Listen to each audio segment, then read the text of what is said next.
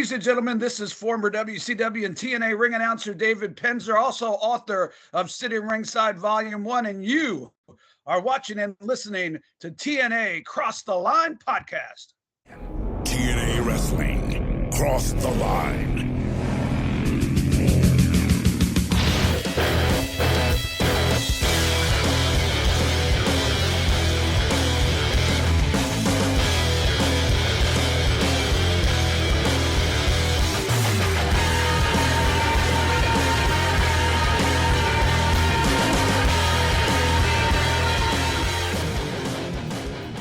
And we're back with episode 265 of the TNA Crossline podcast. I am Bob Colling Jr. and with me, as always, is Dallas Gridley. And Dallas, it's our favorite time of the month. It's pay-per-view time.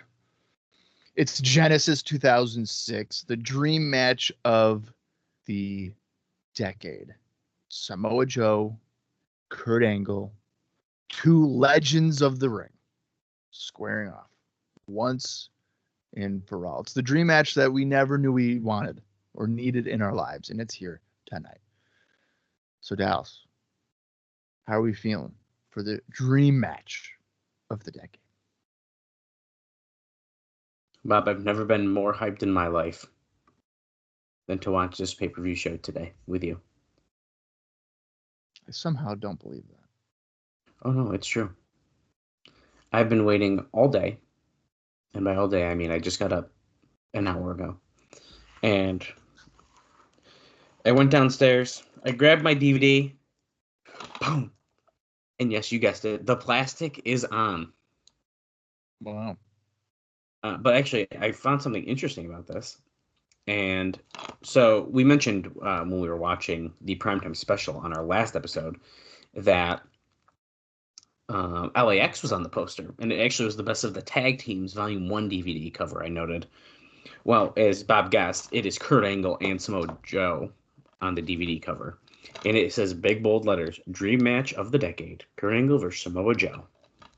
The date. So they did switch it. Interestingly enough, though, Bob, on the back, the only thing they show is Abyss and Sting. Normally they have all sorts of pictures. So I thought that was really interesting. Like, if you look at Bound for Glory, we have little clips of all these different matches and stuff. This one, there's no description. There's no other pictures. It's just a picture of Sting and Abyss and the match card. So, well, that's kind of interesting. I'm not surprised that they had to get Sting on there somewhere. I know, yeah. It's a little surprising that he's already been demoted to the back of the DVD. He's on the back. Kurt. They could have done like a four people thing, kind of maybe, but yeah. Another interesting note, and this I may be just the version I have, but I'm pretty confident in saying that I have not a out of the blue version. On the side, this is the first time they actually put the real logo instead of just like the plain white text of the pay-per-view name. Oh, interesting. Yeah, I thought that was really, really interesting. And here forward, I believe they all have the real logo instead of it just written out, which is actually interesting because when I look at if I see my DVD shelf, I kind of like the white ones where it's just like, this is the show name. And like, there it is. But it's fun to have the logo on the side. But anyway. I think I would prefer the different logos. Or different wording. I know what you mean. It's just it's like a weird thing. They also changed the TNA logo on it, which is hard to tell, but it's not just the TNA logo, it's the Total Nonstop Action Wrestling TNA logo with like the words around it. So they made you're such a stickler. They made some slight updates to our DVD cover. You do that for people in their ring gear, for their fucking logo changes. That's right. I just pay attention to the wrestling. And even then, I don't really fully pay attention. Yeah, I was going to say. We have some big matches here tonight. We're not going to run down the card because we're about to watch it. And we've been talking about it a lot. But obviously, we know Kurt Angle versus Samoa Joe, Sting versus Abyss, and LAX versus AMW. That might be all we know, though, isn't it? I think technically, yes. It's been a heavy build for Joe and Kurt. Mm-hmm. Sting and Abyss had gotten some decent hype, I guess, and then like briefly LAX and AMW, and after that,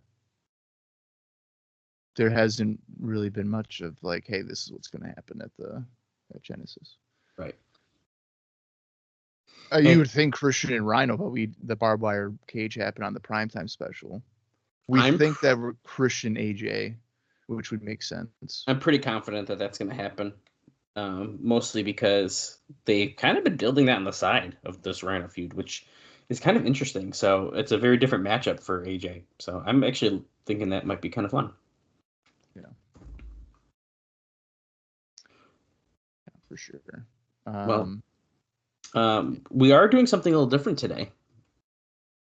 We are actually going to be watching along on the YouTube version, due to me getting YouTube Premium as of literally like 2 weeks ago. So we're going to try that out. And if it doesn't work, then you guys will definitely hear about it. Yeah, you definitely will. I'll never hear the end of it because I suggested it. I was like, don't we both have Premium so we could just use it for that? And Dallas was like, actually, yeah, let's just give it a shot. All right, so let's get into the show then. It's November 19th, 2006. It's Genesis, Orlando, Florida. The approximate runtime for the YouTube version, and I would imagine the TNA Plus version as well, is 2 hours, 42 minutes, and 4 seconds. The one good thing about the YouTube version is that they have like chapters. So if you want to skip right to a match, whatever you can, there's 37 of them. So good luck finding the right chapter. But I'm going to count down from 3. And when I say play, that is when we are going to start Genesis. And of course, if it's in your own personal collection, I guess you could find it as well, but it might not be at the same time. I don't know. Anyway, here we go. 3, 2, 1, play. What is this? TNA. We are wrestling. This is new. Is that like the new version of the new face of professional wrestling? Is that what he said? Is the new face? No, he just said we are wrestling. But yeah, just for I'm saying the other times. Yeah, it said the other one was said the new face of professional wrestling. I always thought I don't pay attention to stuff. I thought he always said like TNA cross the line. And then not yet. The show. That does happen though? Yes, it will eventually happen. Sting makes his first defense of the title tonight. Sting versus Samoa Joe. Or sorry, Samoa Joe versus Kurt Angle. Sting versus Yeah, right. Bob, I just want to point out, you mentioned the TNA Plus version. 2 hours, 44 minutes, and 54 seconds on TNA Plus. So it's slightly different, but that's got to be a credits thing or something. How's it 2 minutes longer?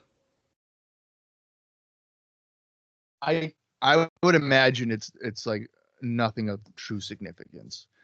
You know what? There could be like a music video or something that they couldn't put on YouTube for like a copyright. Yeah. So. Look at this. Starting us off here. Johnny Devine, Matt Bentley, or Maverick Matt, I guess, and Kazarian with their new look. They made their debut recently with this new look. Devine looks psycho. It's such a drastic change up from the paparazzi look, and there's no explanation of how he switched. Right? They got kendo sticks, and they're just banging against the ring posts. Maverick Matt doesn't look as silly right here. I think it's because his hair's wet. Because on Impact, he looked very fluffy hair, and it was kind of funny looking. Now, interestingly, if you look, Johnny Devine has a skirt on. I was just going to say, he's like cosplaying as Raven. Yeah. He's doing Cassidy Riley, but worse. Right. And their opponents, Bob, appear to be the VKM, the Voodoo Kin Mafia. They just made their return to TNA after about 2 weeks. Don't made their return. I mean, they've been there. They quit technically, and they came back. Oh, give me a break. And they had a really weird entrance. They have chairs like that. That's their gimmick now. Is their chair? They have chairs. Yeah. And BG James's tight or their pants. They're not either one of what I just said. One side says war. I don't know what the other side says though. Well, you know what? This look is basically him reverting back to like the 2002 BG James look. Yeah, I was gonna say it looks very familiar. Oh, it doesn't say anything on the other side. There's like kind of like a logo. Also, does Maverick Matt have a new tattoo? What is that on his arm? I don't think that's a tattoo. I think that's painted on. Oh, okay. Well, he's starting off here with BG James. So this is a handicap match. It's a 2-on-3 handicap match here.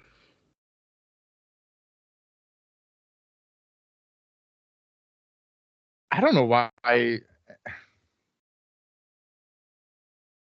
having this on pay-per-view is bizarre.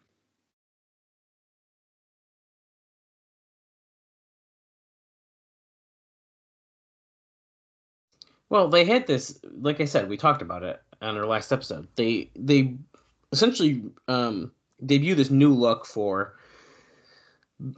Maverick Matt, Johnny Devine, and Kazarian, and then immediately the Voodoo Kin Mafia come out and like beat him up. It's like, okay. Yeah, but you know, when it comes to a pay-per-view, you should really be presenting a show that you're going like, hey, people are going to want to pay to see this. I don't know if I'm forking over $25 or $30, and the first match is VKM against emo versions of Kaz, Bentley, and Divine. Well, lucky for you, it wasn't advertised. No, I know. That's what I'm saying. Like if I tuned into the show and I spent $30 on Joe Angle, which is exactly what they're basically wanting you to do, and I tune it the show is starting with this, I'd probably be like, ugh. Which is what I'm doing right now, and I'm watching it for free. I know what you mean, but you paid for Joe versus Angle. You got to wait for it, and unfortunately, you might have to do a little suffering on the way. You know, okay. I don't know if you would maybe get my point with what I'm about to say, as BG just nailed Bentley with a flying forearm. Is he trying to kip up and he couldn't do it? It kind of did look like that. That's exactly what it was for a comedy spot. That was kind of funny. Now Kip just cleaning house. All right, so like Starrcade 97 is, is Sting and Hogan. Now the opening match is Eddie and Dean, which is like fine. Like that's a good match. But then there's several matches on that show where it's like I wouldn't even put this on Saturday night. Oh wow! Look at this, Kip doing the pedigree. He teased it for a second. Crowd's going crazy, dude. He's going to war. Oh my god! Paul This is Levesque gonna be now. their gimmick now. Is just doing Triple H and Shawn Michaels shit. Oh, he said no. I'm not doing the super kick. He still told Bentley to suck it, or Maverick Matt. Okay, Kazarian just back body drop to the floor onto Maverick Matt, and here comes Johnny Devine. The one and only. What did he yell? It sounded like he just yelled, "I'm good looking," and then did it. I don't know what. Yeah, he did yell something. 1, 2, 3. You got him. All right, so Kip was good there, and he got Devine up really high. Yeah, he did. On the one and only, so I'll give him that.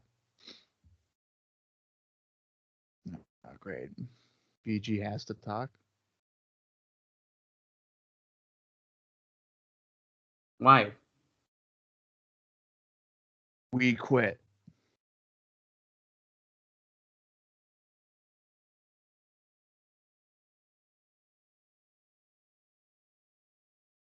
He's calling out Triple H and Shawn Michaels again.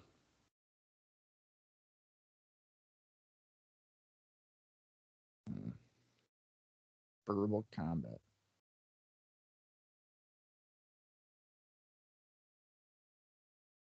Gentlemen, the ground war begins. Why are the lights going blue? I don't know. Is that their cue to like get out of the ring? I don't know. This is ridiculous. TNA just goes, I know where I'm going to be Thursday night, glued to my screen. Yeah, TNA, you're doing commentary. Of course you're going to be there. Good Lord. All right. Well, if you can, getting pushed. Fantastic.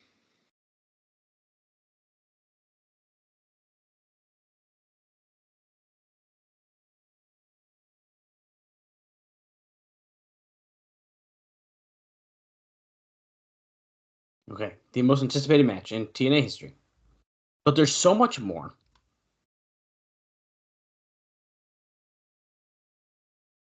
We're going through a match card here. There you go, Bob. It's confirmed. Christian Cage against AJ Styles. See, now they have to do this because we don't know the card. That's true. X Division Championship, Chris Sabin against Christopher Daniels.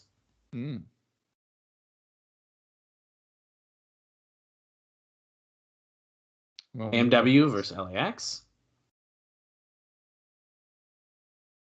I don't know if I like this weird electric ball version of match cards you're seeing. It's Sting. It's Abyss. It's for the NWA title. I got a weird feeling about that match, Bob. In what way? That it's not going to be good. You don't think it's going to be a good match? I got a weird feeling. Maybe it's just the lack of build for it. I don't know. Well, I don't really know if Sting. Wait. They're Divine, Kazarian, and Bentley are coming out, but Divine is blindfolded. They just lost.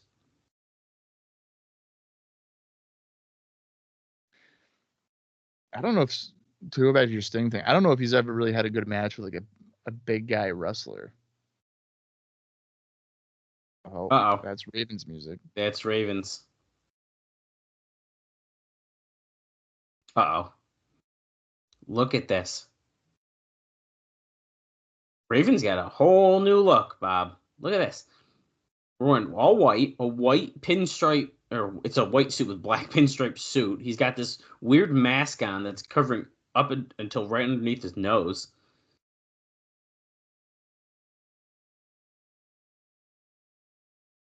He also has a kendo stick. This has got to be inspired by something, right? I mean, I'd have to assume. His eyes are yellow. Oh. Raven taking off his jacket. And he's kept like the mask thing on. That looks weird. Okay, so he's nailing Divine in the back with the kendo stick, almost punishing him for the loss, potentially. It's kind of what the vibe I'm getting here from. Well, he's hitting him hard, dude.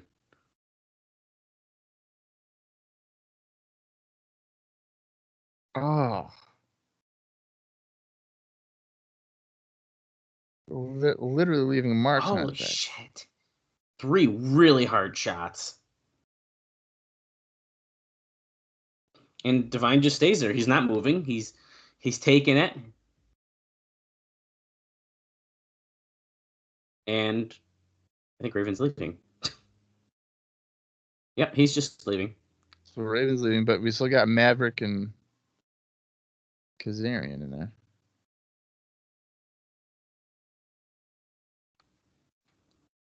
Okay. Really weird vibe, Yeah, but interesting is weird. Look at this. Team 3D was here table. Oh, Shane Douglas and the Naturals backstage. Is Raven switching more to a managerial role, do you think?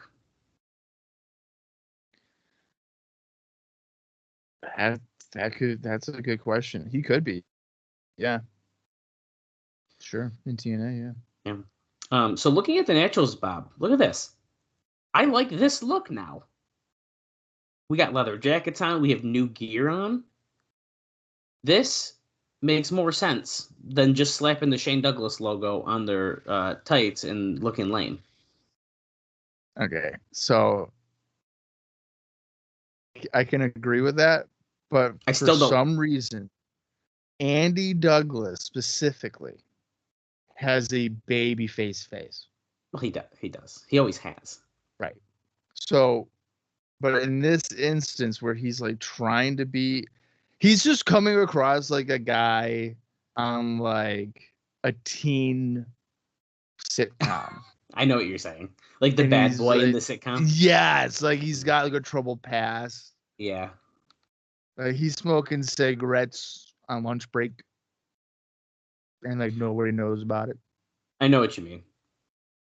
Yeah, so that's tough. I still don't love this new free franchise thing, but I think that this look has been majorly improved right now. It's a lot better than what it was. Here comes Sanjay Dutt and Jay Lethal, and Jerry Lynn is in their corner.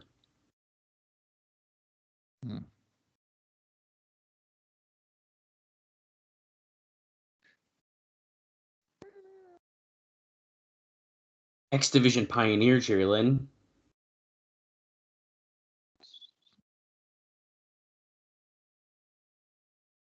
Yeah.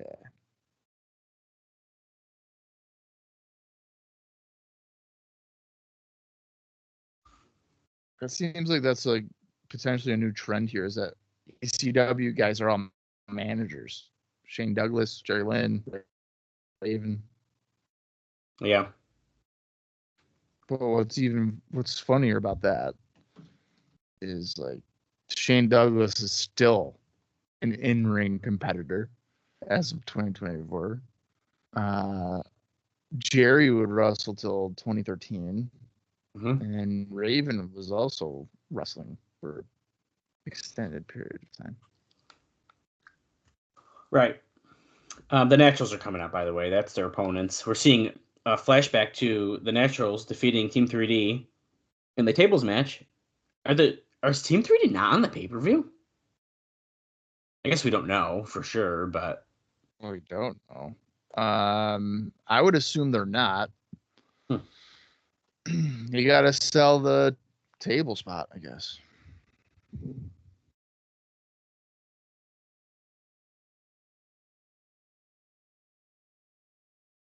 gonna look good. Look, 3D.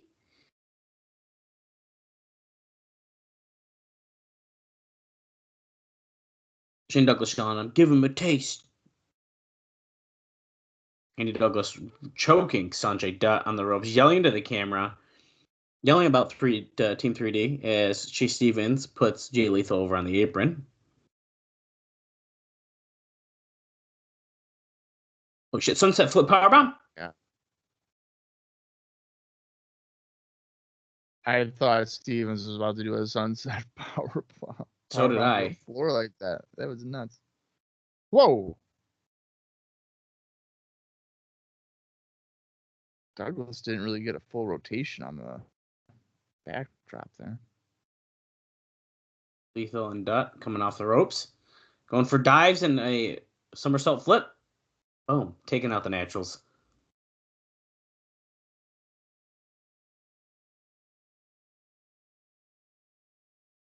Could the Naturals lose this, you think? Or would that just be like the ultimate troll job? That'd be the ultimate. I mean, come on. Unless Team 3D interfere, but I think that's still lame. I'd rather them just win.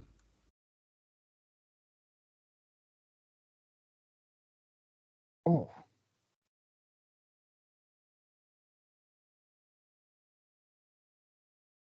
Okay, Lethal and Dutt are working pretty good as a team. Yeah, they have been, I think. Taking in Dutt as he's holding the arm of Chase Stevens.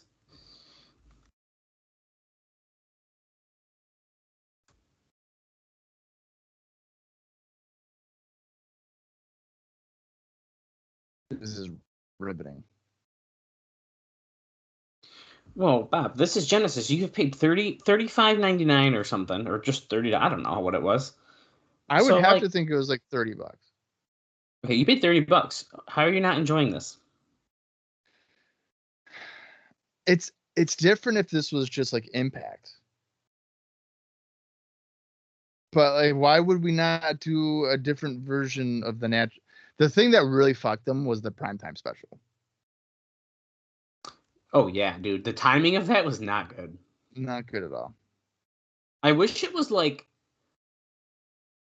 So there's 4 shows. I wish it was like the second or the third show, so that there would have been another week before Genesis, essentially. I would have just done it after like the week after Genesis. That would have been nice. You could have even done some rematches and stuff like that. So Yeah. But instead we do it 3 days before the pay-per-view? right.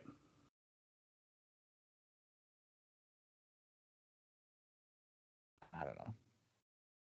That's one of the harms of being a company that's more determined to get a decent rating, TV rating. Exactly.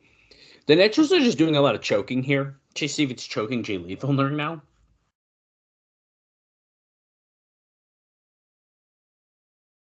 What's he yelling? He's saying, "Where's your Jerry Lynn at now?" Oh, did Jerry Lynn not stay out here? Oh no, he definitely didn't.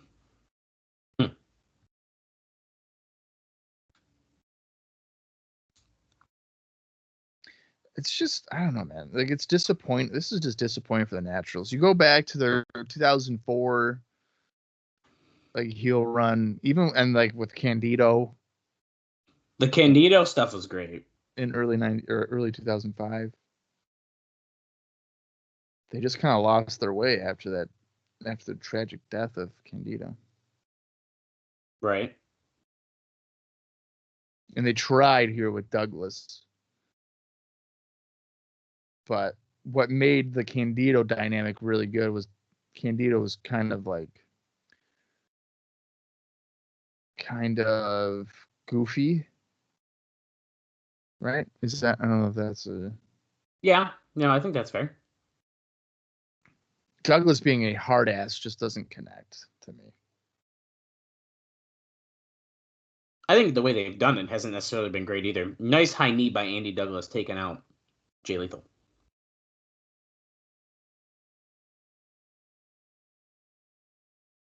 Okay, Bob, I think I just figured out what's up with the YouTube version because we essentially just had a blackout made for like a TV commercial break. Right. That's fascinating.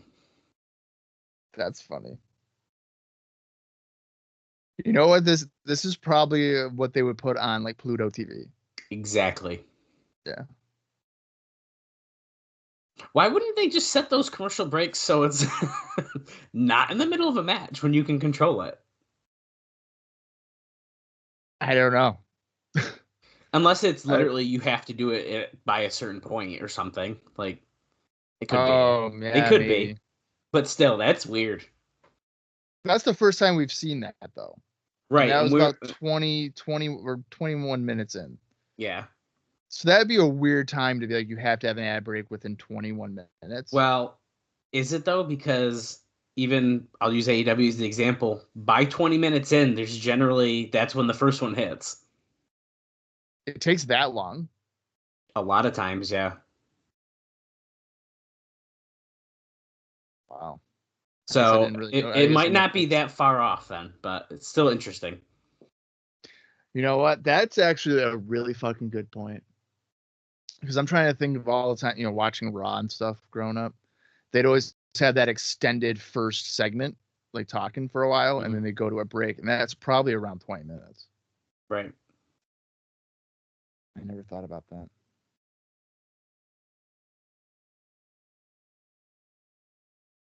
Sanjay Dutt cleaning house here on Stevens. Head scissors, drop kicks Douglas right in the midsection. Patented neck breaker to Stevens, who then doesn't want to, but he does DDT Douglas. And Doug gets a 2 count on Stevens. Maybe they should just change Andy Douglas's name to Shane Douglas Jr. Oh my God. He could be like his son, his new adopted son. That was a really weird move by Sanjay Dutt. Yeah. I don't even know what he was really going for there. What if that would be a great way to like split up the naturals? Stevens like loses a match or something, and then Andy just turns on him and he's like, Shane's like, "You're the son I've always wanted. You're Shane Douglas Jr." Sanjay almost just pinned Chase Stevens after he did a lion salt off the ropes, and Jay Lethal kind of helped push him down. It was kind of cool.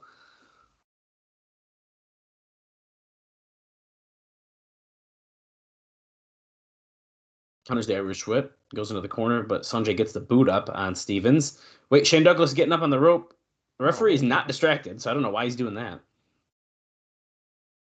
Lethal dropped him down as Stevens has done a powerbomb.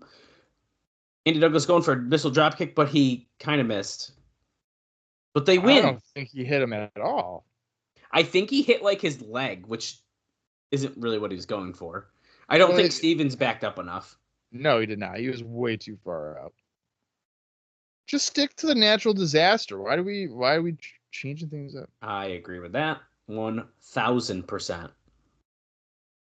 But the Naturals got the win, so.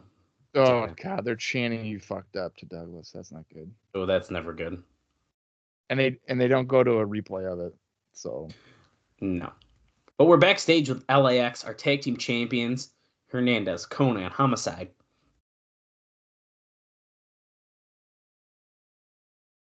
They vowed to burn the American flag, but yes, that's right. Petey Williams, he stopped it. Petey got his ass kicked.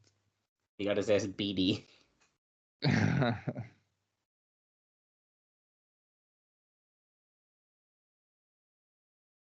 He still got that torch in his hand and the American flag in the other hand, just for the record.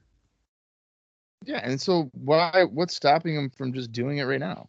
Well, they're inside. They'll set off the smoke alarm. Oh. That's a good point. Because we can't have that again. No. No fire allowed in the impact zone. Oh, he said, tonight we will burn it.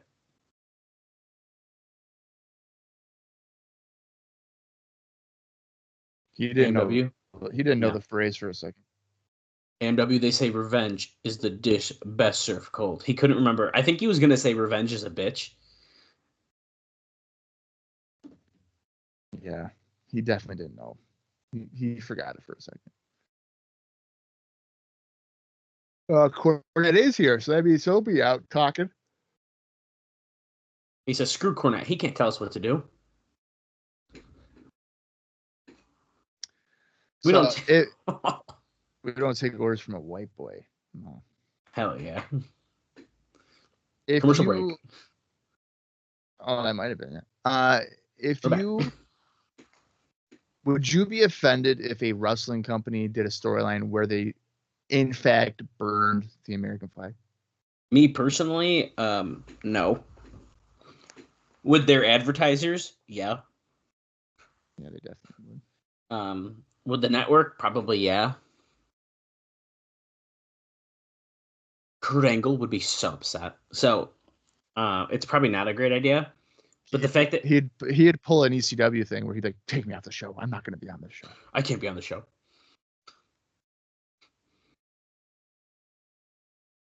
Whoa. X Division Championship up next? Really? Wow. Okay. Well, we're getting a highlight package first. Of course. They've dedicated their lives to create the most extraordinary division. This is like something they'd show on the primetime special. I mean, yeah. He's dedicated his career to his high flying. But now they're also talking about AJ. What the fuck?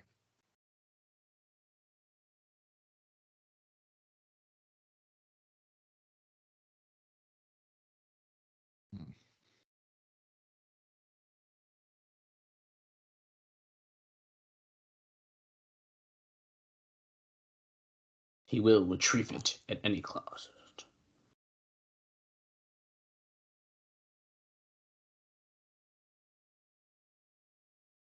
Oh, is he going to restore the signature X division? The first of 3 championship matches. It's Chris Sabin. It's Christopher Daniels. This could be pretty dang good. I hope so. Why is there music playing in this backstage interview with Daniels and JB? Production, man. Production's not always on point. I don't know. I kind of like it. Sounds like they're fading it out. Nope, they ain't. No, they're right. They just made it quieter. Hell yeah.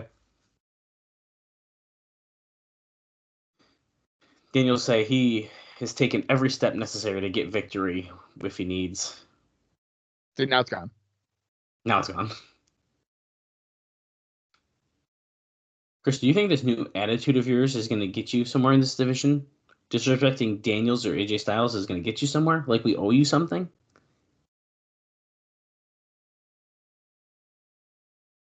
AJ Styles and Christopher Daniels built this division. Guys, I hate to say it, but Sabin's been around for a long time too. I mean, legitimately. Like, come on. If anything, I mean, Styles is a day one. Daniels, I don't think technically is a day one. They maybe have like 8 months on Sabin. That's the gospel, according to Christopher Daniels. And I'm going to look up when Chris Sabin made his debut now. Because I'm mad that he just said that about my boy. It's definitely 2003. I'm going to say X Factors. May of 2003.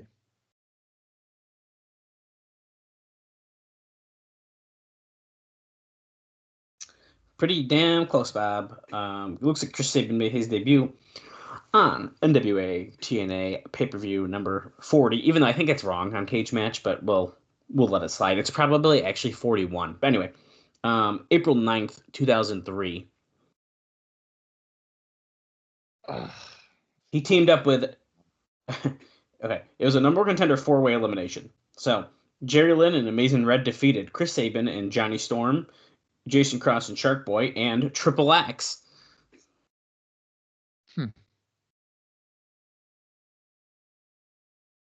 Now we have to check Christopher Daniels, of course.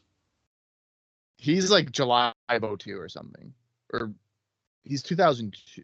Pretty sure 2002. He is July 10th, 2002. Look at me. Look at me go.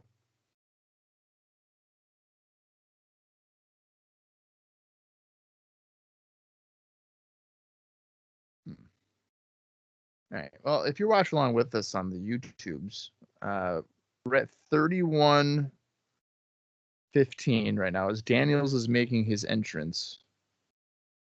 And so Calvel shows us her thighs. Very hi-fi. Yes.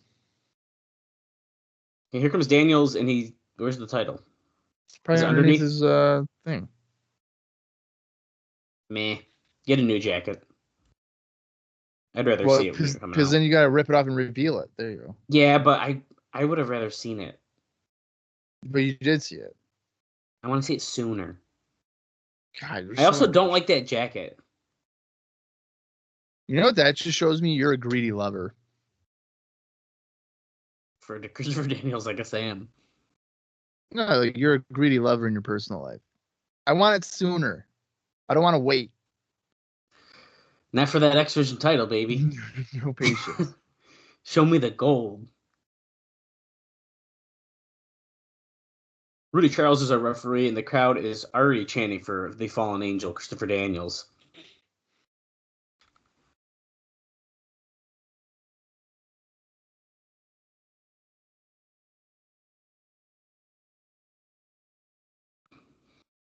Okay, here, let's see what both of these guys' last matches were. Okay, so Chris Sabin and Alex Shelley defeated A-Town Down Under on SmackDown, Bob. Oh, you're talking about like presently. Yep. See what they're both doing. Oh, that's A-Town awesome. Down Under. Is that Austin Theory and Grayson Waller, yep. Pretty long. It went 10 minutes and 33 seconds. That's pretty long for a SmackDown match. Yeah, it is. Okay, and then let's see Christopher Daniels. I have a feeling it's going to seem a lot more sad, but let's see. Okay, it's actually not as sad as I thought. It was a TNT title match against Jack Perry, but he did lose in 5 minutes and 6 seconds. And when was that? What was the date? Oh, September 12th. Hmm.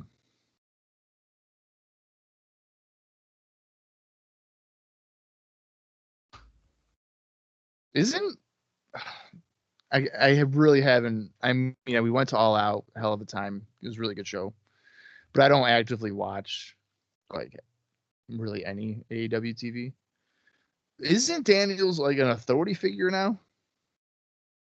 I mean, because he's talent relations. So in that regard, he is. He essentially is like a TK. It's his voice, and he just tells Daniels what to say to people. Gotcha. But he's also technically, I think he wrestles like a little bit on the Ring of Honor shows that's on Honor Club. So yeah, he does. I remember looking up his match history, and there was some Ring of Honor on there. I mean, his last victory was in April 10th, 2024, when he defeated Cole Carter on an Honor Club show. Okay, I need to know more about this match. In February of this year, at a Defy show, Curry Man defeated Christopher Daniels. I need to know more. Who else would have played Curry Man? I don't know, because you can't even click the name. So we'll never know. These guys in the ring are being very technical, countering each other's moves.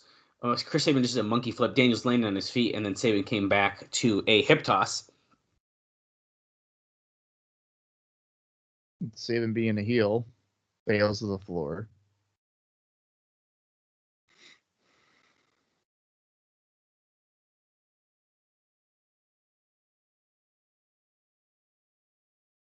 I really don't know how I feel about this arrogant Sabin gimmick. Well, it's kind of weird. I don't know if I get him as like a runaway kind of heel guy. I don't know. It's just like the progression. Like he went from being a part of the Jackass guys, which was like silly and dumb, like really silly and dumb. Yeah. And now he is a egotistical jackass. Because he was a jackass. Yeah, exactly. You're getting it. Daniels will split like moonsault. Goes for the cover. 2.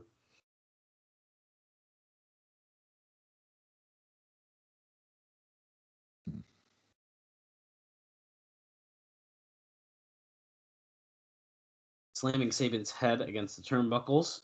He's literally gone to like 3 of them now, and Sabin just did a ridiculous bump. That was an oversell if I ever seen it. That was like the Shawn Michaels with Hogan at SummerSlam bump. It absolutely was. I wonder if that means Sabin's like jobbing and he doesn't want to. Could be. What year was that match? Shawn and Hogan? Yeah. SummerSlam 05. Okay, that's what I was thinking it was.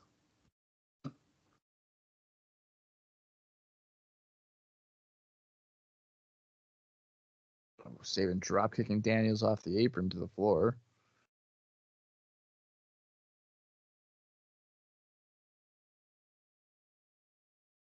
He's ready to dive. Coming out of the ropes. Is he going to do it? No, he's an accidental off the apron because he's a heel. Damn it, dude. He doesn't dude. have to do that stuff anymore.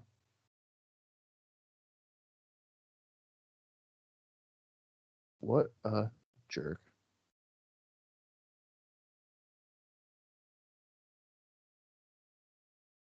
Dropping Daniels right on the guardrail and commercial. By the way, it's not cutting anything when it does that fade to black. It's literally just a pause. It's kind of weird.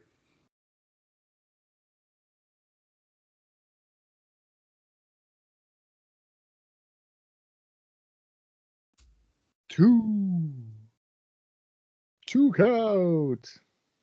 I wonder how much TNA gets paid from Pluto TV to put their shit on there. It is a good question.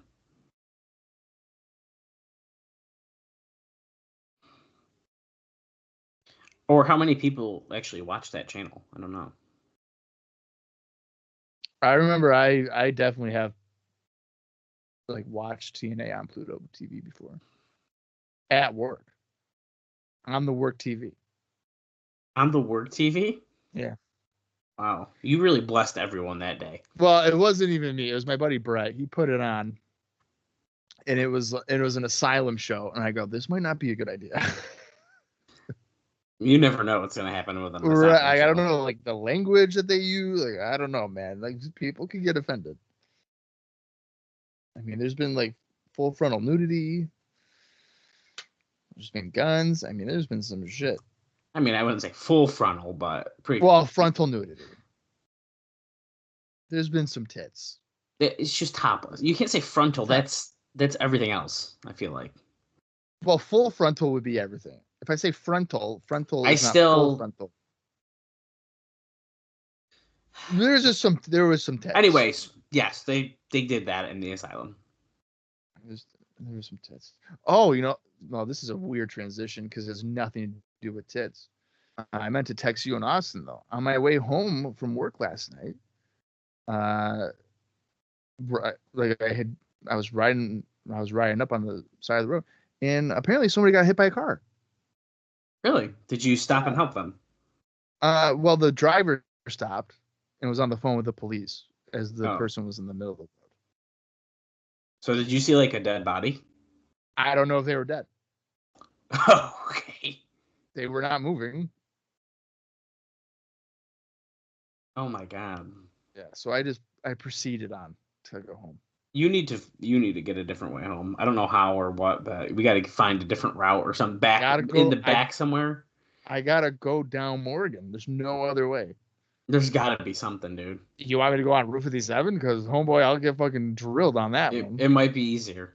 No way. Sabin's got Daniels up on the top rope now. Into the trio woe. Hesitation drop kick.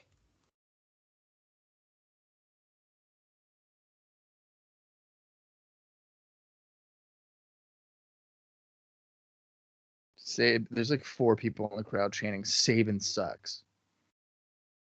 Hey, you can't use a chair, Sabin. That would be a disqualification. Oh, don't yell at Don West and Mike Tenay. What the fuck? Where did AJ Styles come from? I don't like that. AJ's killing this pop for later. He's not even fully ready for his match. He really is, dude. You're right. He's even have his wrist tape on. Oh, Sabin going for a baseball slide onto Daniels, but Daniels got up, crossbody to the floor, taking out Sabin.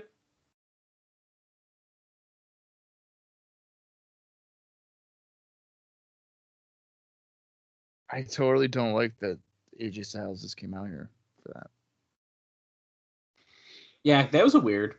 But Daniels was mad that he didn't help him out previously in the Fight for the Right tournament, so...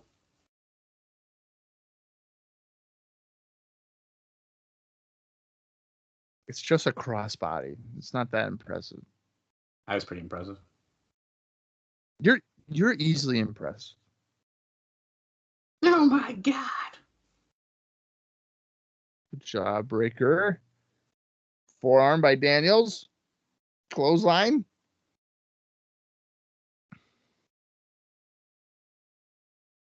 Oh, kick. STO.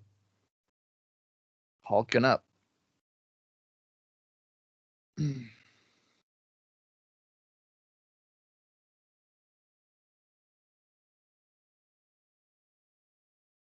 Uh-oh.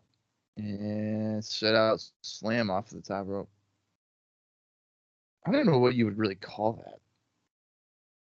It is like a set out slam, but the way that he grabs him by the arms. Yeah, I don't know what is it. It's kind of like a straight jacket thing is what they call that. Yeah. But like I don't know what to actually call it. I feel like wrestlers need to have a name. Wrestlers should have a name for every move that they do. That way we can properly call it.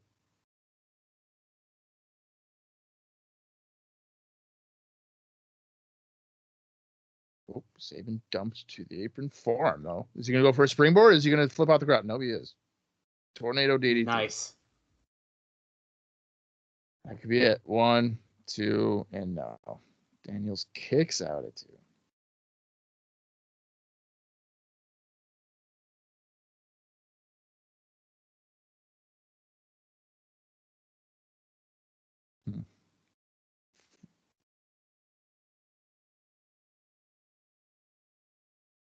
Save him for the forearm, going for a discus forearm, but Daniels is able to duck that. Comes back with an enziguri.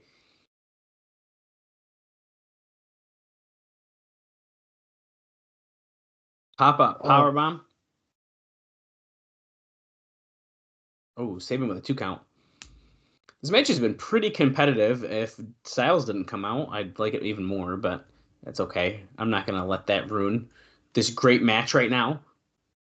Yeah, I'd say this has been solid. Honestly, I feel like it's been a decent amount of time since we've had like a solid X Division title match on pay-per-view. I mean, there's the Bound for Glory was good, but before that, there was too much like fucking around, I feel like. Death Valley Driver. I liked it when PD, had to shit his pants. No. Hey, where's Senshi been since he lost the title, by the way? The BME. Have we not seen Senshi? Nope.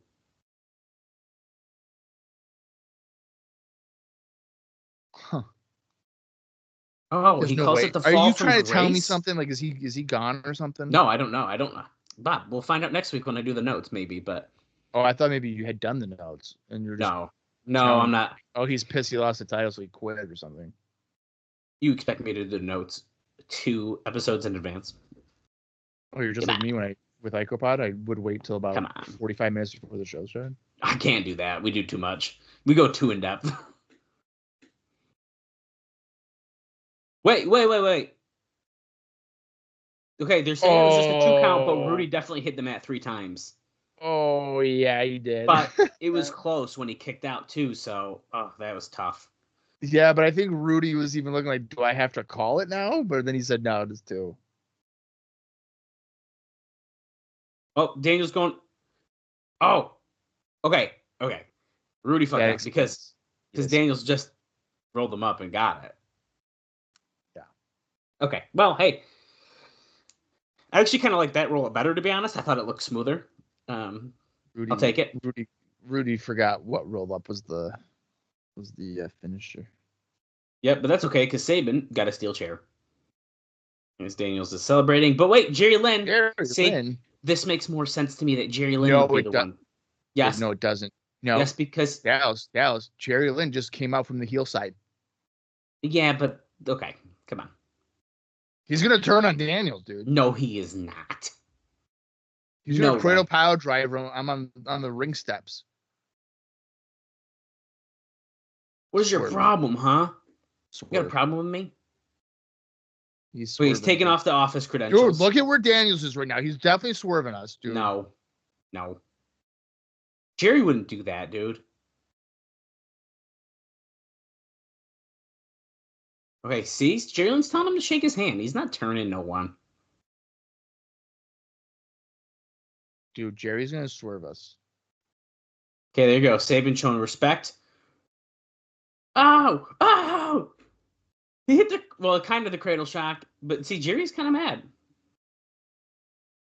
This is a swerve, dude. Okay, although I'm saying no, Bob, I actually would kind of like that. What? If Jerry did turn. I'm telling you, dude. I would kind of like it. I feel like it's going to swerve. Backstage, Kevin Nash. This is a paparazzi production right here. They didn't show the logo, but we need to win bad tonight, guys. Austin Starr and Alex Shelley. Can I count on you guys collectively? 90%. He's asking for 90% of their effort, not even 100. Can we put the wrestling court thing behind us yet? If you pay me $100, I'll put it behind me. That's what Star says. Check your box, lock it up. Just follow my lead, guys.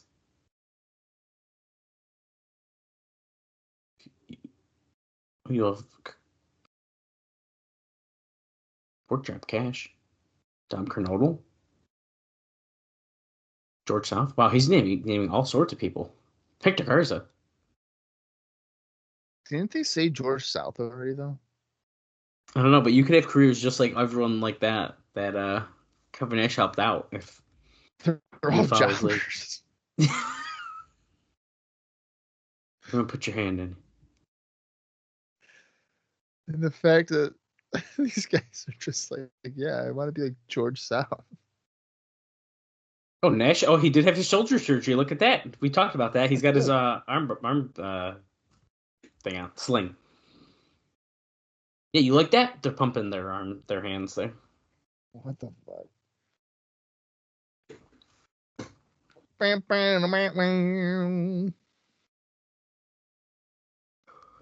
Team number 1.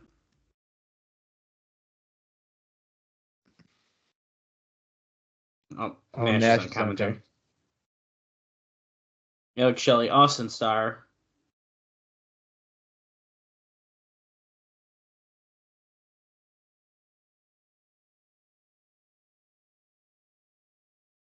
Daniel Styles, this Lynn guy? Oh, Kevin Nash, I'm the pioneer of the X Division.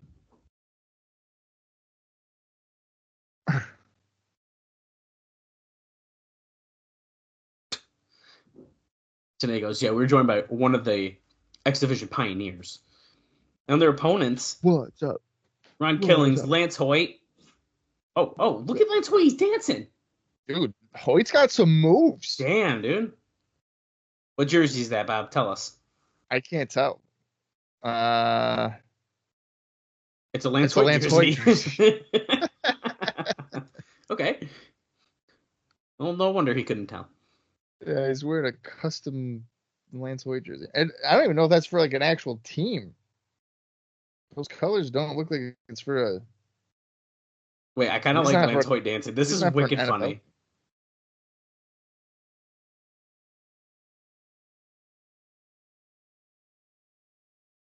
What's up?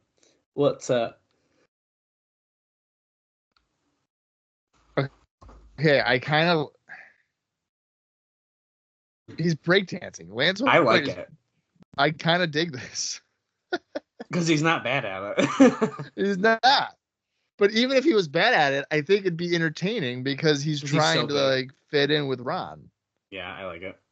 Now these guys have been a team for a decent amount of time, and I wish he broke that out sooner. I was gonna say, a feeling there hadn't been that like dynamic. We're starting off with Austin Starr and Ron Killings, it looks like.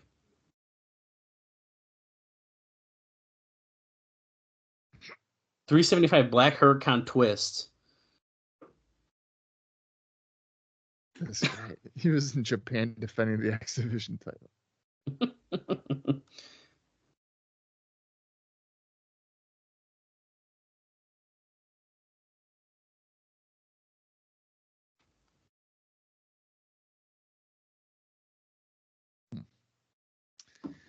Oh, you know what? I don't think I did it for.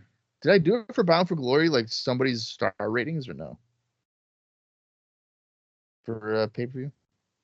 No, I don't think we did for Bound for Glory. I think we said we were going to try to start doing that, and then we just, because we were going to rate the matches as we went. So yeah, see, this is what happens. Yeah, we naturally forgot. Okay, well here, okay, let me pull up the card real quick. Oh well, the version I have on my website doesn't. Did you write? Oh, it doesn't. I didn't write it. So. Okay, what would you give the Divine Kazarian Maverick Matt versus Voodoo Kin Mafia match? Are you comparing it to something? No, I'm just asking what you thought of it, and then I'll tell you what I thought about it. I'll give that a star. I was gonna say a star too. Yeah, I'll give it a star just for Kip. For who? Kip. Okay. What about Jay Lethal and Sanjay Dutt versus the Naturals? I'll give that a star. I was gonna say star and a half. Star and a half. I was gonna say star and a half. I like the new attitude with the Naturals. I thought that was fun. Okay, X Division title match. 3. I was gonna say 3 as well. I thought it was a very good match. Okay, we're caught up. All right, we're caught up. That's it. Yeah, we are. We'll be rating this match momentarily. So far, stay tuned. I don't think it's going to be as high as the X Division title match. No. See, now for me with my star ratings, I really don't go like technical ability, so it's just my enjoyment, and that's the barometer. I like it like that too. Yeah.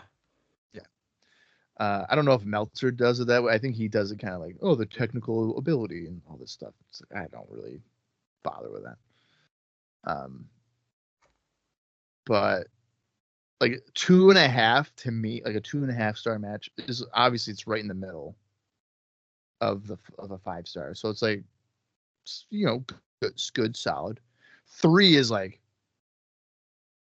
obviously good, and then 3.5, 4 is just gradually like great, like very good. Very. You good, think we're great, about to amazing. see a 4, 5 in the main event tonight, or what? Well, fun fact: Meltzer never gave Kurt a 5-star match. Okay. Ever. Although, yeah, I mean, we should keep in mind the only 5-star match that TNA ever had for about nearly 20 years was the Unbreakable 3-Way from 2005. Which is crazy. And I don't know. I feel like that can't be right. Like, did he just not watch a lot of stuff? I don't know. Yeah, I don't know. And I'm sure his taste may have changed, and he maybe would adjust it like nowadays. But well, because the next one, I'm pretty positive, if I'm remembering right, was when Will Ospreay and Josh Alexander wrestled on Impact. Yeah. And that was like late last year, early this year, maybe. I can't remember which one it was. Actually, it was early this year. That was this year? I'm pretty sure. Let me double check. That might be right. Ospreay hasn't been in AEW that long. Right, that's what I mean. I'm pretty sure his contract ended in early 24 for New Japan, and that's why I think it happened in January, February, maybe. Well, to answer your question, I would think if TNA had a desire of star rating qualities for matches, they're hoping for at least a 4-star match between Joe and Angle tonight. Yes. At least a 4. What do you think? Oh my God! By comparison, what do you think Sting Abyss is going to be? I'll be happy if we get a 2. I'll be happy if we get it 2. Oh my God! Yes, Josh Alexander and Will Ospreay was on January 14th, 2024. That was the Impact match, and Josh won that in 23 minutes. It was 23 minutes and 55 seconds. Now, I believe they had another match, though. I thought they had 2. They did have 2. The other one was in October of last year. I'm pretty positive that newer one from this year was the 5-star one, though. Will won the other one for reference. Well, doesn't Meltzer have like a boner for Ospreay? Yes. Commercial break, but we're back. Shelley taking control of Lance Hoyt here. A fun fact, though, if you didn't know, that is not Will Ospreay's first TNA Impact appearance. Now, we aren't going to see him, but in 2016, he had a few matches. He had 5 matches. On TV? 1 on TV, 2 on Explosion, and 2 on One Night Only specials. And believe it or not, Bob, you ready to get this your mind fucking blown? One of those was a King of the Mountain match. On a One Night Only? No, on Impact. What the fuck? For what? X Division title? No, for the King of the Mountain title. Oh my God, even worse. It was when Eric Young, who was the champion, defeated Big Damo, Bram, Jimmy Havoc, and Will Ospreay. What a bizarre... It was a UK show. Okay. And, okay, we've seen a few King of the Mountain matches, right? 3. to this point. Usually, they're like 25 minutes long. I feel like they're decently. Yeah, well, Bob, 25. this one on Impact went 6 minutes 40 seconds. What? Yep. And on one of the One Night Only shows, he teamed with Matt Hardy in a Joker Was Wild first round match to defeat Eli Drake and James Storm. It's weird. I don't even know. It's weird, That dude. is so bizarre. I'm trying to wrap my head around a King of the Mountain match that is less than 7 minutes long. I mean, it had to be like EY pinned someone, got qualified, and ran up the ladder. I mean, it has to be. It has to be something like that. Actually, this is really funny. I don't know if I realized this. As of this show right now, so Genesis 2006, Will Ospreay hasn't even going to be stepping in the ring for another 5 years. Wait, what? His first match is in 2011. Whose first matches in Will Ospreay.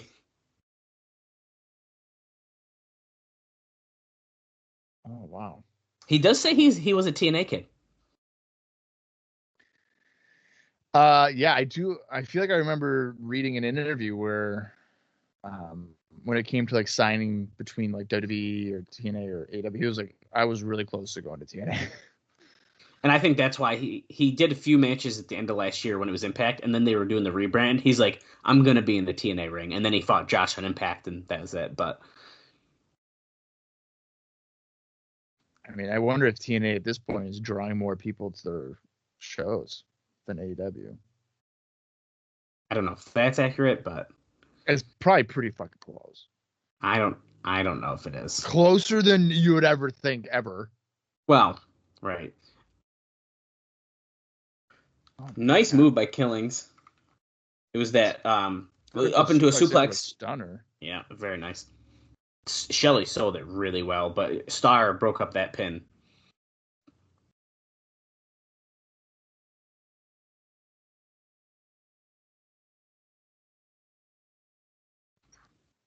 Nice double drop kick. Is Killings and Hoyt about to win this, you think? I have a feeling they are.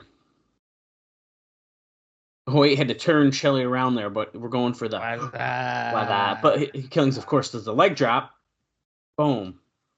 Because he doesn't want to suffer a head injury. He'd rather his spine just get hurt. Might have hurt his knee when he was holding the legs of Alex Shelley. How did he hurt himself? I don't know. He's probably selling, and he probably missed what they were working on. Is like, oh, well, he was selling it, and then Star just chop blocked the same leg. So there you go. Look at this. Shelley put Killings up on the... Okay, that's it. He put him up on the corner, and then Star just hit like an elbow. Star taking out the knee on Hoyt, helping out Shelley, tossing it to him, kicking it. He's telling him, come on. Dives under the leg, takes out Killings. The cameraman moving the cable almost got taken out. Ron wasn't even like standing for that. No, he was not ready for that. Shelley's looking to go finish off the match, it looks like. Star's letting him do it. Frog splash on the leg.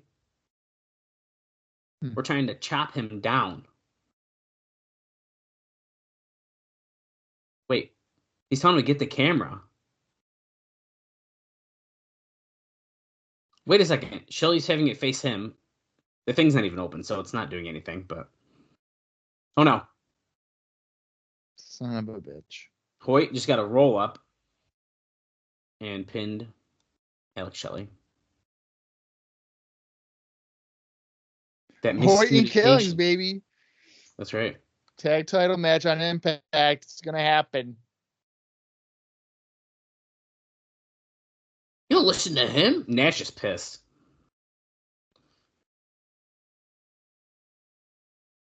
This is crazy. This is the idea. Like Kevin Nash, a big time star in the whole Monday Night Wars, Attitude Era, whatever, and he's fucking with Shelley and Star. Yeah. That's amazing. If you were strictly a WCW fan and you tuned into the show, you'd be like, what the fuck is Kevin Nash doing with Mm-hmm. It's pretty wild. I can get behind a Ron and Hoyt tag team if they present it as like a rap duo. I could definitely. Oh, okay. I think I could get behind that. We're seeing a video package for Christian and AJ Styles now. Bob, I'm pretty sure we got our heavy hitter matches coming up next. I think we're kind of done with the BS of the opening or the first part of the card. Oh wait, before the we exhibition forget, match wasn't like. Well, right, but I mean the other stuff. I think we have all of our main matches up next. Yeah. What would you rate the last match we just saw? Probably 1.5 stars. Yeah, I'd agree with that. I can't go 2. No, I can't go 2. I'm almost inching even 1.75 stars. I try to avoid quarters like that. Because I didn't think it was. It was actually a little bit better than I expected. Yeah, and I know. So, what was the other one that I already forgot? Then I gave another one a 1.5 stars, didn't I? Was that the Naturals one? Yeah. Okay. So. Oh wait, then I agree because I kind of like that one even maybe a little bit better. So fine, I'll stay also a 1.5 stars then. So I'm, it's fluid star rating. It's not like they're necessarily the same level. Like, they're both like 1.5 stars. There are better 1.5 stars matches than other 1.5 stars matches. Just gonna throw it out there. Okay, JB's in the back with Christian Cage. The fun music is playing in the background. Again. Oh, but just stop. Oh, okay. I don't make mistakes, JB. Mistakes are for losers. Look at your eyeshadow and lip gloss on. No Borash probably does that. Hey, you leave him alone. I'm not saying it's bad. I'm just saying it's probably what it does. Can't fault EJ for getting one up on me.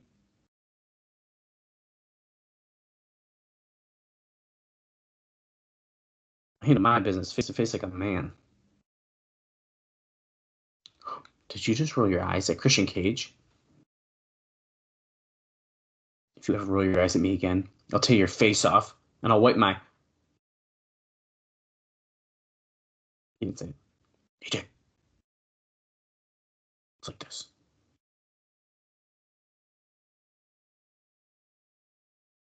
Oh, I put together myself a little victims list.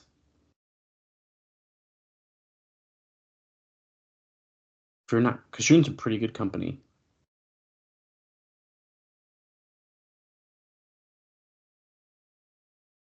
Oh, you don't see Jeff Jarrett around here anymore, do you?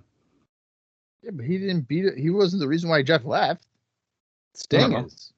He beat him up, so.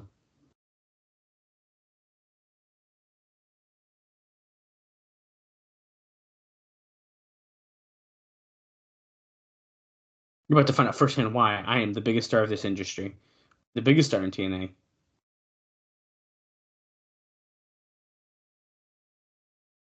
Just Sting, remember this. Whoever walks out of here tonight is the World Heavyweight Champion. You know that Christian Cage will be waiting on the other side. That's right, because he is actually the number 1 contender, because Sting said he can give him a match, so. Yo, Dallas, you fucking suck at Mario. Okay. Wow. You had to bring that up right now. It's on your fiance's Instagram story, and I just seen it, and I said, "Wow, that is bad." It wasn't a good round for me. Okay. Were you guys playing the version where like you try to lose? Because if you were, then you won. Oh my god. No, what kept happening is I kept having to battle with her in a duel, and I said, "Put all of our coins on the line, do it," and I kept losing. Oh Jesus! So I literally lost all my coins to her twice. Yikes! Yeah. You're making me think after this I need to go tell her we need to play around to make up for what happened. And then you just lose all your coins again. AJ Styles out here. He's actually ready for his match now. Not a big pop for AJ here. It's kind of weird. You know why? It's probably because they already saw him. Probably, yeah. Also, He's been a babyface for 3.5 years. Mm-hmm. He might be burnt out on babyface styles. He's cooked. Might be. Here comes Christian Cage. I like the gear a lot. This white and black. This is nice.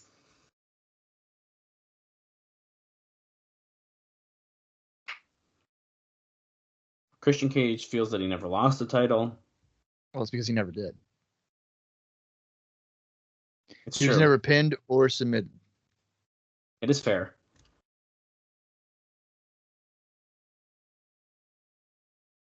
I hope that at some point he regains the title and then he loses it again at King of the Mountain, and then he can be like, "This is bullshit. I've never lost the title twice." I like that. He just never actually loses it. I would do that, like MJF with his Dynamite Diamond ring thing or whatever that he had for like 4 years. Mm-hmm. Which I don't know if it was 4 years, but he had it for a while. He won every single time. I would do it every Slammiversary, every King of the Mountain for Christian Cage as long as he's in the company. So if he's like a 5-time champion, but he never technically lost the title. He was never pinned or submitted for it. MJF just gave his diamond ring to Don Callis in exchange to beat up someone. Wait, he has it now too? He's always had it. Oh, I guess he wouldn't give it back. He's never lost the match they've done it for, and then he's just kind of ever had it since. Until someone pawned it off in Buffalo.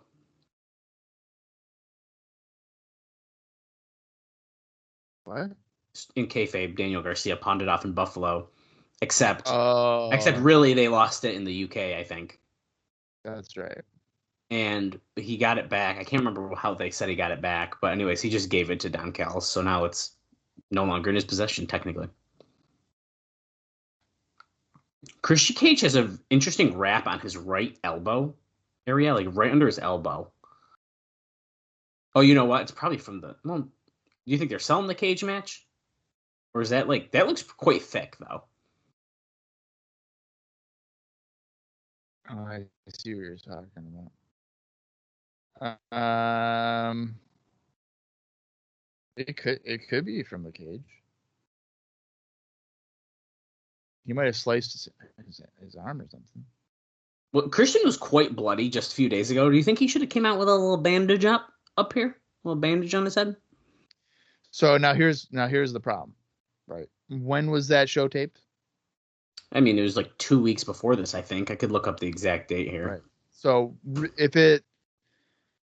I would say yes, he should have a bandage on or something.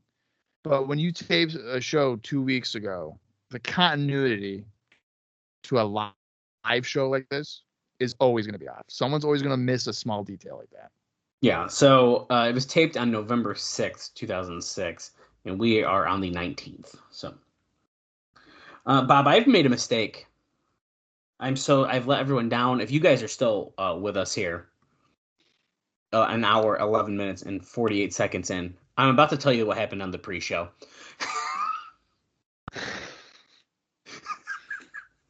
Damn it. That's funny. I've had it pulled up the whole time and I forgot. Eric Young defeated Robert Roode in 4 minutes. Wow. Robert Roode losing on the pre-show? After he was just winning the fight for the right he was in the main part of the fight for the right tournament for the title. Oh man. Are they giving up on him already? Did they ever believe in him? That's fair. Let's start with that. I mean, and I hate to be this guy, but I think it's kind of going to be that way for a few years. Yeah. Which I feel like isn't very... It's not very fair. I don't know. Because they could, if they did it right, he could be used so well. Well, in my written review era, I would say he has a breakout feud in 2008. Oh, okay. I can't even think about what that would have been. That, and I'm not going to be specific. Nope. Very vague. It's 2000. It's 2000. Well, yeah, late 07, 2008, early 2008, and he does very well in it. But then they kind of revert backwards, Oh, like again. It's weird. And then, but what they revert backwards to is enjoyable, and it remains enjoyable for several years. oh my God! Christian almost just got dropped on his head, dude. He's fine. Oh my God, that was close. There was quite a bit of counter there. So he went for the unprettier. They got tangled up. Styles flipped him over his back, and he's supposed to land on his feet, I think, but he didn't get enough over, and he almost landed on his head. Styles went for the Styles Clash. Christian got out of the ring, grabbed a chair, and now Slick is a little mad about that. Do you think Christian went to the floor and looked at AJ because he was like, dude, I almost just broke my neck? I mean, potentially. Because that's what I would do.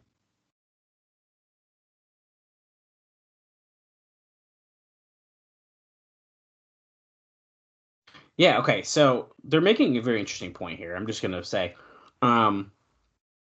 we have no Rhino on the show, no Team 3D on the show.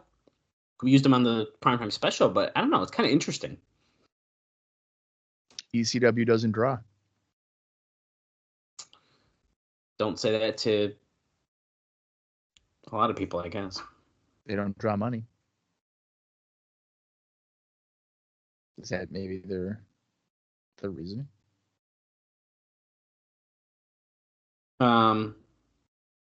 Potentially.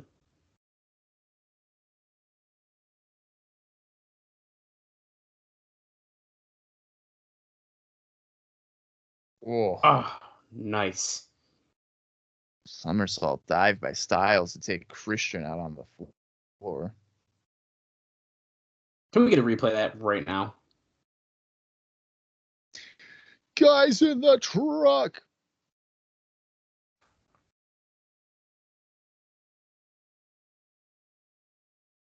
Caught his legs on top of the rail.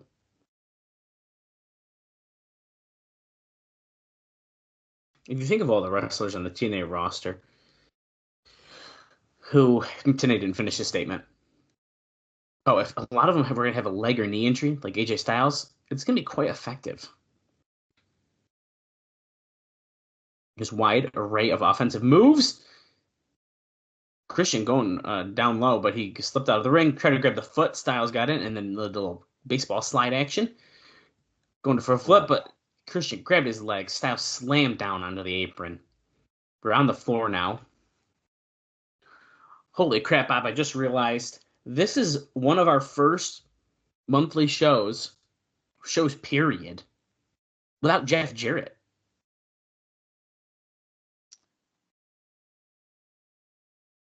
Yeah, I mean, there was, Slammiversary 05, he's not on the show. I was going to say, I think there was one other one. Not wrestling-wise, at least. But he appeared, though, didn't he? On the pre-show, technically, yeah. Okay, so that counts. So this is the first pay-per-view without Jeff Jarrett. Monthly pay-per-view, I should say, because I can't remember the Asylum time. There was probably a time in the Asylum that he wasn't there. But that was weekly. That wasn't monthly. Yeah, it doesn't count. So yeah, that's a pretty big deal. It's a new era. It's a new era. Yes, it is. It's the era of Kurt Angle, dude. What did the intro say again? This is wrestling or something? I'm assuming, by the way, that intro was what was cut off of our primetime version that we were watching because we had the new intro theme and graphics. So I'm assuming that's where they made that debut of that. Yeah, probably. Little chin lock action here on Styles, locked in by Christian Cage. Slick wearing his shorts. Checking in on him. I feel like I'm wearing shorts right now, Bob. I don't know about you. I am freezing. It's November. We're in New York. I am. You know what? I have pants on, and I do feel pretty cold right now. I got a blanket on even right now. I am ice cold. I was thinking about getting a blanket. However, it is 56 degrees outside. This is the problem. This time of the year, I think it's colder in my house than it is outside. We haven't turned our heat on yet, so. and that would probably be why. Maybe you should turn your heat on. Yeah, I know. We've been seeing how far we can go. You're trying to save that money. You're damn right. My dad, I remember growing up, it'd be like this temperature, and I could be like, hey, it's kind of cold. And he'd be like, put a sweatshirt on. I'm like, fuck. Yeah. We Okay, have plenty of blankets, Bob. It's like, that's the thing is like we do. I even have an electric one. I wonder if I should get. How much time do we got left in the show? It's right next to me. Maybe I need to grab that and plug it in. Oh, we have a good amount of time left. It was like over an hour, probably. Yeah. Well, during the next segment, I might scoot over right here next to me in my closet and grab my electric blanket. Do it. You know what I don't know why we're talking about this, but I have a pretty heavy blanket that my mom made me. Mm. Then I have a Macho Man like comforter and another blanket. So Yeah. I recently put the heavy blanket on top of me when I slept, and it felt like a weighted blanket was on me. I had the best sleep of my life. You need a weighted blanket. Dude, I was like zonked out. I could not believe it. I can't sleep without it now, dude. I need to like I got to maneuver where it's like heavy on me. And I was like fucking gone. You need it. It was great. We're finally out of that chin lock now. He did another one, I think, but we're out of it. Christian coming off the ropes. Gets picked up by AJ. Dropped onto his knee. Yeah, weighted blanket's a game changer, my friend. I actually just got, have you ever seen those pillow cubes? It's like a cube-shaped pillow. Oh, yeah. Like where your neck is like engulfed in it? Not quite like that, but it's elevated properly. Yeah. I just got one of them too because it was on clearance at Walmart, and damn, I love it. Oh, good. So I've been sleeping a good. I'm glad to hear it. Yeah. Styles is laid out. Christian's climbing to the top here. Very slowly, so I can already see where this is going. Oh, there you go. Chua, chua.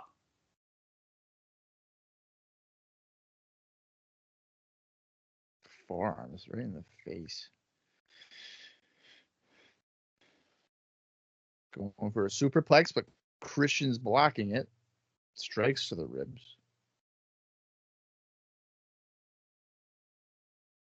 Hurricane Rana off the top, taking out Christian Cage.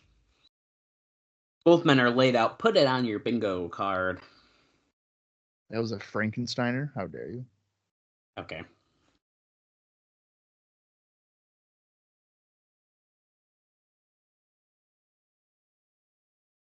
Whoa. Frankensteiner today. See?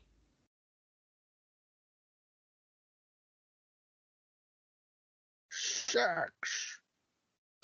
Oh, now we're trading strikes on our knees and chops.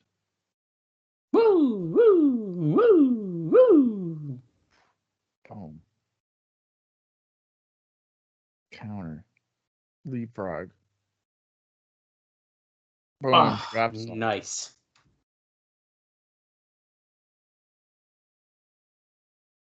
And clothesline. Styles off the ropes. Knee drop. 1, 2, kick out. AJ's got one of the most fascinating transformations ever. Here he is, clean shaven, preppy guy, and now he's like long mom hair. Yeah, it's amazing.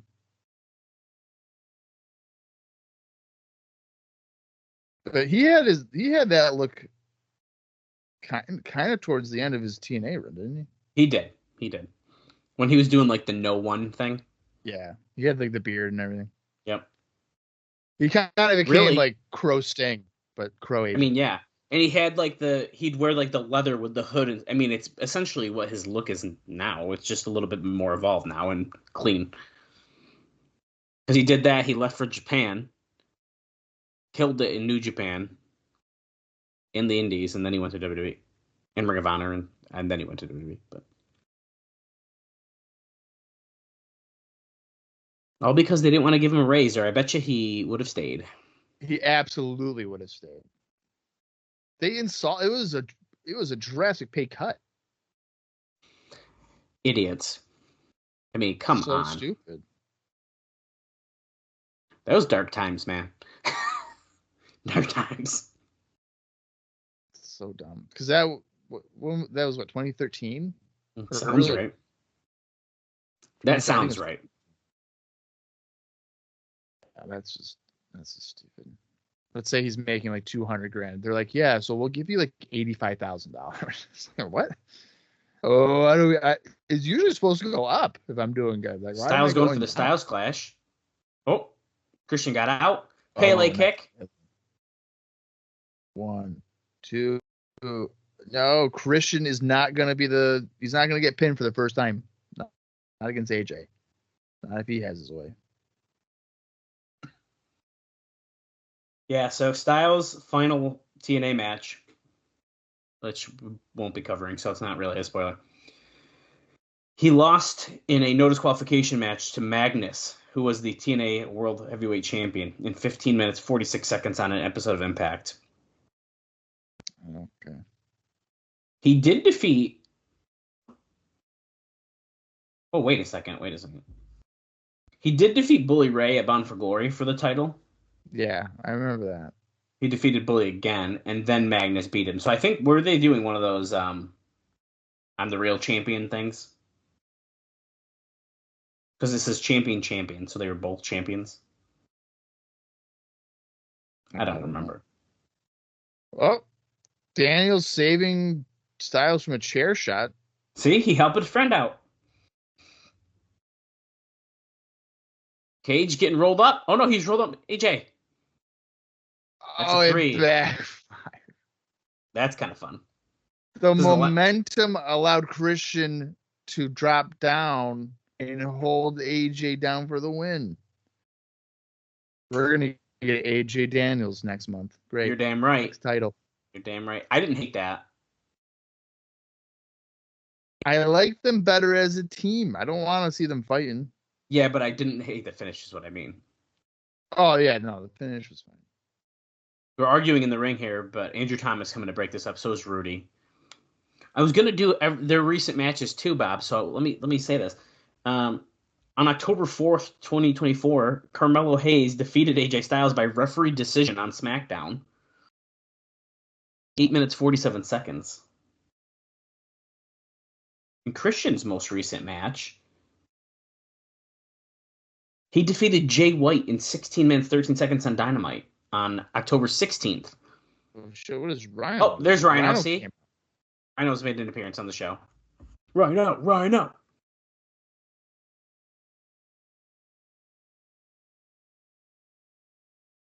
I'll handle this. You guys get out of the ring. Okay. What's he going to handle? He's going to handle this.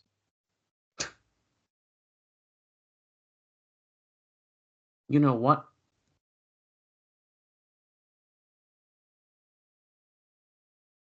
I don't normally stick my nose in other people's business. I don't know how to shoot that. I want you to notice what Rhino's wearing here. He's wearing a hoodie, jeans, and like shoes. Okay. Mm-hmm. I want to hear what he's going to say, and I'm going to come back to that. Okay.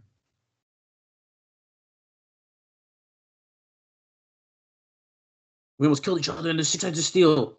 I might have also been bleeding, and I do not also have a bandage on my head. Oh, he's going to make sure they don't end up like him and Christian. Okay. That makes sense. Storytelling. I like it. I like this. I don't know if I like that we're doing it on pay-per-view right now, but, you know. I don't really care about that. I don't know if I like just get to the matches. Uh-oh. Thanks, Dr. Phil. Yo, what the fuck? Heel turn. Get ready. Oh, shit. Get ready. Well, I guess he is going to turn heel. He's definitely turning heel, dude. He's definitely turning heel. Oh, man. Okay. Rhino's outfit. That would explain why he lost to Christian, too. Kind of kill off the babyface side of him, you know? Mm-hmm. Recently on the Major Wrestling Figure podcast, Brian Myers was talking because he works with Rhino in TNA currently. And he made, I can't remember exactly how it was said. Oh, we're backstage with AMW, Gail Kim, and JB now. But basically, if Rhino is needed in some kind of run-in or a backstage segment or something, he's always in gear. No, even if it's a 10-second thing, he doesn't wear street clothes. It's like a rule. I don't know if it's like a Rhino rule or if it's a TNA thing, but he always is in gear. He's never in street clothes.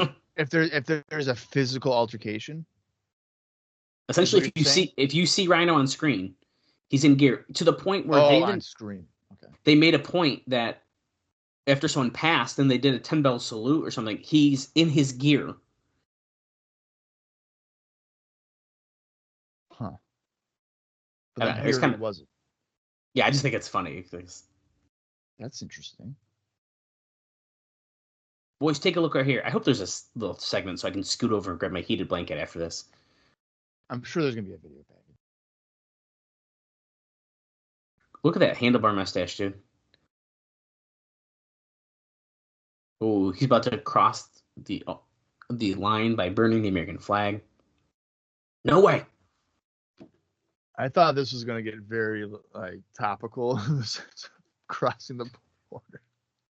Oh God. There's a lot more than titles on the line tonight. We haven't always been America's favorite, but we will always be America's most wanted. Nice. You guys talk about the First Amendment. It protects you from the government, but it doesn't protect you from us. I kind of like that. That's kind of fun. Good old fashioned butt whooping. I gotta say though, maybe you disagree with me, but still to this point, late 2006, I still think Chris Harris is the better half of AMW. Like talker and everything. Like I feel like even listen here, I feel like Chris Harris is definitely stronger. I absolutely agree with you. Oh, okay. We're on the same page. And Gail Kim, not bad in blue. Gail Kim doesn't ever no, but Chris Harris, yeah, he's in great shape. I think even I know they're kind of more babyface now, but I think he's even shown as a potential heel that he would thrive. Absolutely. Okay, Bob, talk about this video package for literally 10 seconds. I'm going to scoot to my closet. Okay, well, unfortunately, we're seeing a replay here of Gail Kim being border tossed by Hernandez. And, I mean, they're literally showing it about 6 different times, 2 times in slow motion. It's kind of probably a big moment, really, in LAX's career, but just maybe an impact in general. It was pretty memorable. We're seeing the brawl during, I think, autograph signing where Storm was literally thrown into a wall, and it was so bad that EMTs had to check on him, and he was like, "No, I'm good." And then, of course, they wanted to burn the flag, but Petey, the American flag, Petey Williams, who is not American, he's Canadian, made the save there. And then we're still seeing the same stuff. Gail Kim got a level of revenge with like a Hurricanrana thing on Homicide. And now we're getting the electric bulbs tonight. AMW versus LAX for the tag team titles. This is about to be me when my electric blanket shocks me in a second. That'd be no good. NWE Tag Team title match up next. This should be good.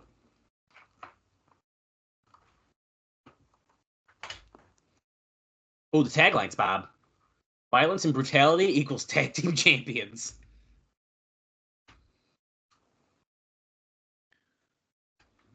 Miss Conan is threatening he's going to burn it tonight. I got to go pee real quick. Okay. LAX, AMW, NWA. Look at all those initials. I'm looking forward to this one. We find the defendants guilty. AMW coming out first.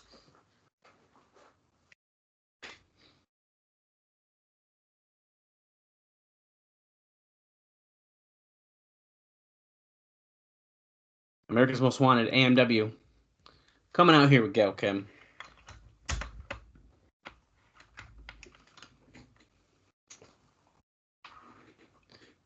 TNA says, we have watched this tag team for nearly 5 years. The most dominant tag team in TNA history.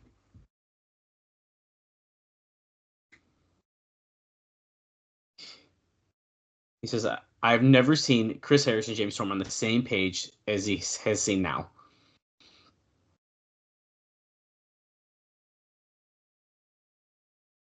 Here comes LAX, of course, out of their own entrance, which looks like it might have moved. Oh, no, it's in the same spot. The camera angle is just a little bit weird.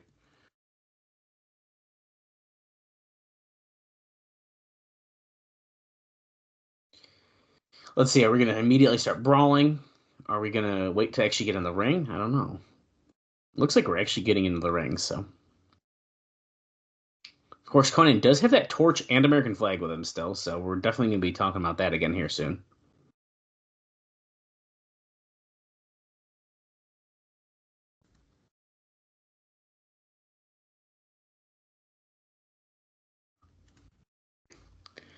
Will we crown new NWA champions tonight? Time will tell. Looks like Andrew Thomas is our referee. Oh, Conan's on the mic.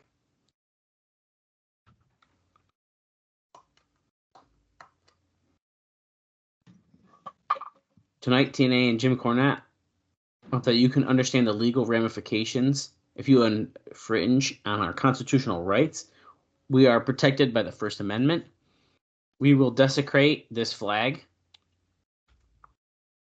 The thing is, he's not wrong.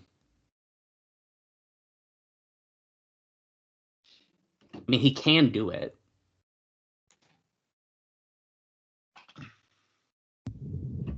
Yeah, but just because he isn't wrong doesn't mean that we should cheer him. That's true. I'm not cheering him. I'm just pointing it out. AMW is brawling. The bell did not ring. I was actually just talking about this before you came back, Bob. I was wondering if we were going to brawl or if we were going to actually start the match. But no, we are brawling. Yeah, you should be brawling. I don't know if you saw, but AMW actually just reunited. I think a day or two ago, as of this recording, at the big event in New York for a signing. Oh. I know, I did not know that. Oh, let me see here. Yeah, there you go. Good. Thought that was kind of cool. The big event, yeah. What I would have done to meet AMW together, that's so cool.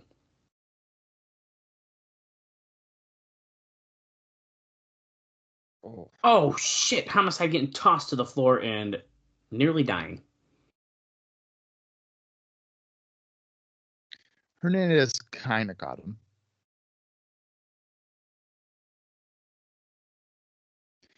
Now, this is a good start to this match. I wouldn't want Hernandez to have a wrist lock on Harris to kick off the match. We gotta do the brawling. Also, what would you give? What's the rating we're gonna give Christian and Styles? Ooh, I like that one. I'm gonna say. I'm gonna give it. I'm gonna give it a 3 stars as well. I think 3 is fine. Yeah, I liked it. 3 is probably. And I liked that it was a fresh match. Like, I don't know, it just felt good. It's certainly not something that we've seen repetitively. Exactly. So, I'm here for it. AJ, AJ being like, if I wanted Dr. Phil, I'd call him. And just... I mean, yeah, that was good stuff. So they keep talking about Jim Cornette. Are we actually going to see him tonight? I mean, I would assume that we will. If they flew him in, I feel like, well, why wouldn't you use him? Right. Oh, dude, I'm getting toasty right now with this heated blanket right now. This is about to be the savior for the winter during this podcast. This office gets chilly. Burr, burr, burr. That's right. It also gets really hot in the summer, so.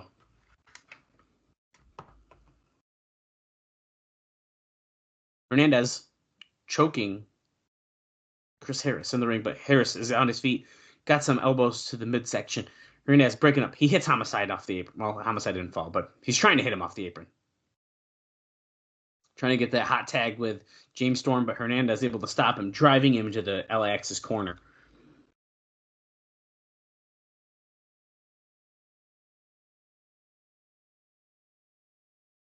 I kind of, for some reason, like, as TNA evolves over time and people get elevated, I'm a huge Hernandez fan. I'm really enjoying Hernandez, especially during this run. It's really opening my eyes to his ability. But I'm kind of intrigued for like a main event feud between Homicide and like a Chris Harris. And I'm saying that because they're in the ring right now together. Mm-hmm. I think the only issue with this is that Harris would have to be the heel because Homicide is so small compared to him. That's fair. They're probably two of my favorites for this era, really, Harrison and Homicide. I do like myself some Homicide. Not the action.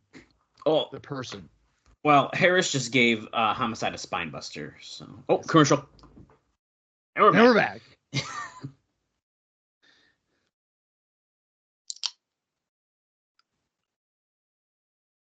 USA.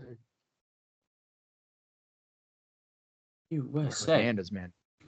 Hernandez literally, if he has a mouthpiece like a Conan, he could be a stud. Okay. Look at skinning the cat. I mean, Hernandez comes across like a guy in the movies where like the protagonist has to fight off a whole group of like gangsters or something, and like Hernandez is one of those guys. Yes, absolutely.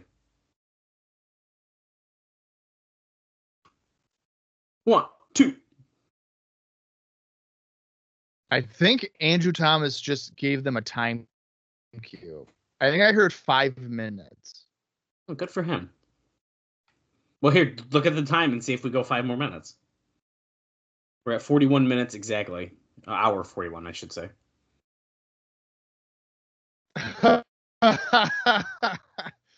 We might, dude, because I just scrolled a little bit because these chapters let you kind of see what goes on, and it looks like around 146 at the over. Hey, no spoiling it.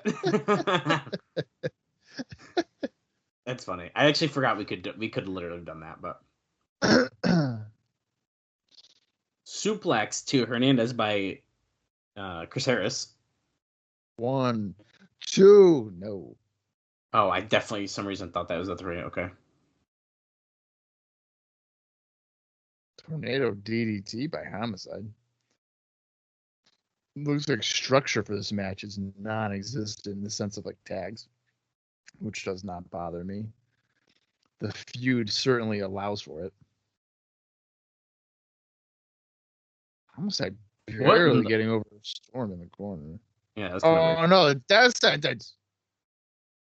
Hernandez stopping that in his tracks, barely, but he did. Well, it was kind of funny how Hernandez jumped up for the punch. Yes, that's what I liked about it. Yeah, that was and Harris barely even wobbled. Yeah, Conan's cocky. Oh no, they didn't get it.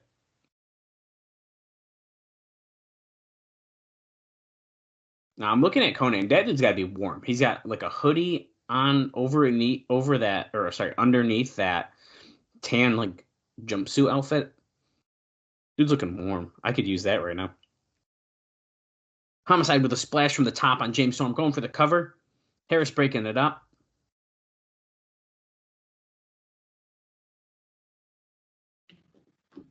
There's 4 flags in the ring right now. All of them are on the ground, and that's like frowned upon. Well, it's not the ground though, technically. It's on a ground. It's not hanging. Oh, the cop killer. We call it the gringo killer, I guess. But yeah. he's pushed off. Pushed off into Hernandez. Heart attack?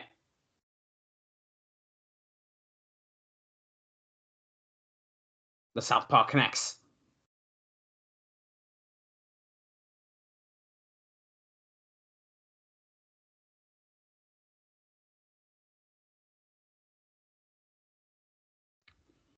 Still 1-0. Hernandez pulling out Harris, slamming him against the post.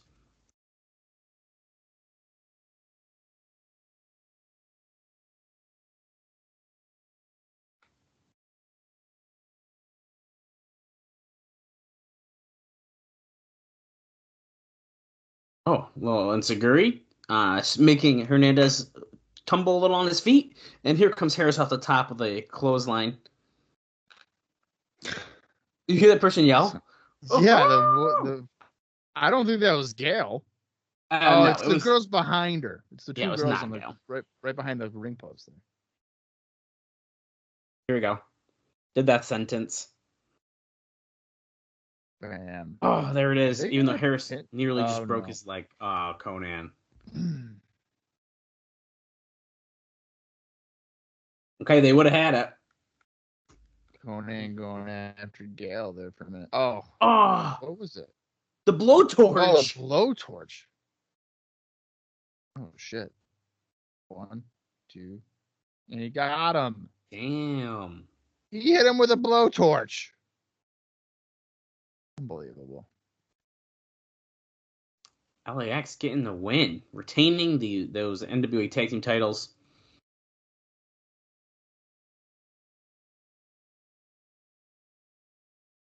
Bob, what'd you think about that match? What are we rating it before you forget? Oh, post-match beatdown here. That's a good question. I'll say 2.5. I was inching toward that. I almost was going to say 3 again because I think they got some good crowd reaction. The crowd was really into it, which made it a lot of fun, I think. I'll say 2.5 as well, I think. So now you have me questioning because it did feel like it was pretty heated. That's what I'm inching toward 3, but I keep saying 3. I'll go 3. I can go 3. I feel like I no, could. Oh, don't no. you fucking dare hit her with this. Gail, get out of it. In the Gringo Killer. Gail? Who's this? Oh, it's Petey. Thank God. I've always loved Canada. Thank God. Yep. Good. Kick him. You son of a bitch. How dare you guys even tease the idea of harming Gail with a freaking Gringo Killer? That's God, pretty crazy. I'm so mad. Bitch. What a fucking, these guys are bitches. Okay, Bob, I'm assuming that... Oh, wait, hold on. Here's Jim Cornette, and he is storming and making a frowny face. He is pissed. Wait, are we restarting the match? There's rumors about what? I don't know. LAX and Conan, I'm looking at you, too. Jesus. This gringo white boy has something to say to all of you, he says. As far as I'm concerned, you're all 3 guilty of the most egregious example of broken conduct. Is this about the flag? Yes.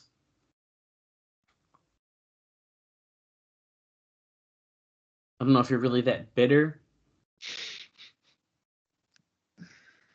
Homicide cracks me up. Is it a twisted publicity stunt that's gone too far? You've come out here more than once to say that you're going to desecrate the American flag. Conan said, we will. Management didn't like that. Okay. What's more important than management? These fans! The TNA fans! You know who else didn't like it? The veterans.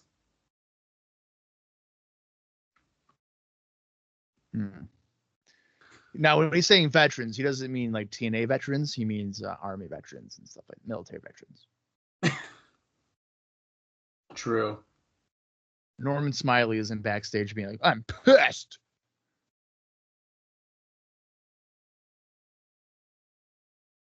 See, I was just checking, Bob, because Veterans Day in real time here is tomorrow. So it was close to the show. So I was trying to see if they were referencing. I guess it doesn't change days. I thought maybe it It's did. always on the 11th. Yeah, it looks like it. Really? I don't know. What? Oh my God! They just stripped LAX of the No, you titles. can't do that. The fans are booing this. No.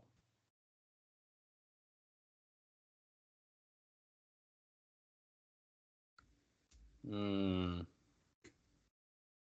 You got until this Thursday night on Impact to hand them over. Well, if you stripped them, you want them now. If you're really gonna do it, I don't know about this. you got until this Thursday night to hand me those belts. And if you don't, your contracts will be terminated on the spot. Okay. Well, what? So we're stripping them for what? Attempt They or want. threatening to desecrate the flag. Okay. What a weird Now, sight. PD holding up the American flag on top of yeah. A&W So shoulders. this is all really confusing. Now, Petey Williams is getting like the Lex Luger SummerSlam '93 treatment, where he's getting lifted onto people's shoulders, and he wasn't even in the match. I think they did that because the crowd is booing, so they said, let's put him up with the Yeah, they flag. had to do something. I don't. I don't know. I don't like this whole stripping of the titles thing. You have so much heat on LAX, and then you're stripping the titles from them for no. You would. I don't think that should have happened either. That's a mistake. That's not good booking. That is literally not good booking. Because what would stop realistically, like if we're going on morals, let's say Sting attacks a guy with a baseball bat and he's a champion, and now Cornette doesn't like that. Morality wise, can he just strip Sting of the title? Like, I don't. That makes no sense to me. Right. And they didn't even do it. They threatened to do it. They didn't. I know. Father James Mitchell and Abyss backstage holding a baseball bat.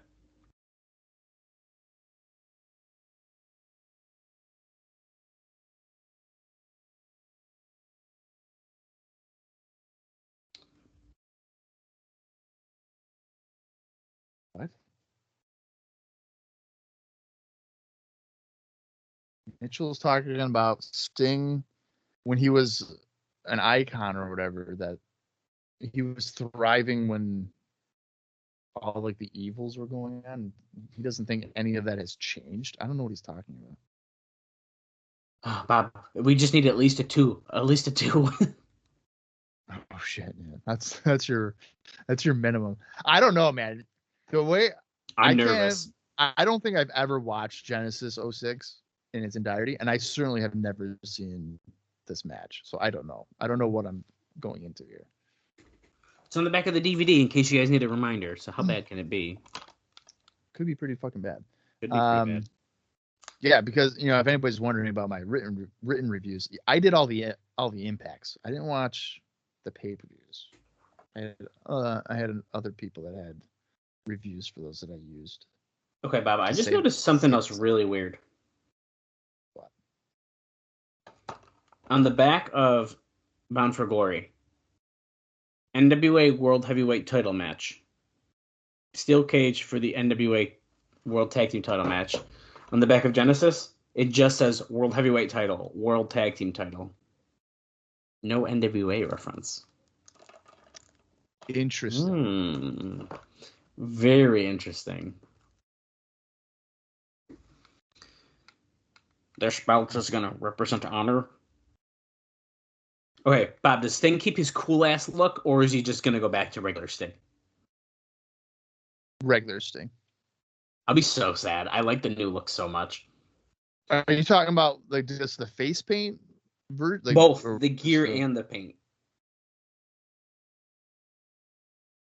See, I really don't know. I feel like he would just go back to being regular. Lame. He might. Well, you know what? He might have the jacket or whatever. Yeah, but you gotta have the cool look too. I don't know. Wow, Dallas is just doubling down on plaid. Yeah, I know. I'm trying to adjust the blanket during this highlight package. That's funny. Nothing against Plaid. Fight for the right. Yeah, great. Literally just getting an explanation of the tournament, how Abyss won it. Epic battle.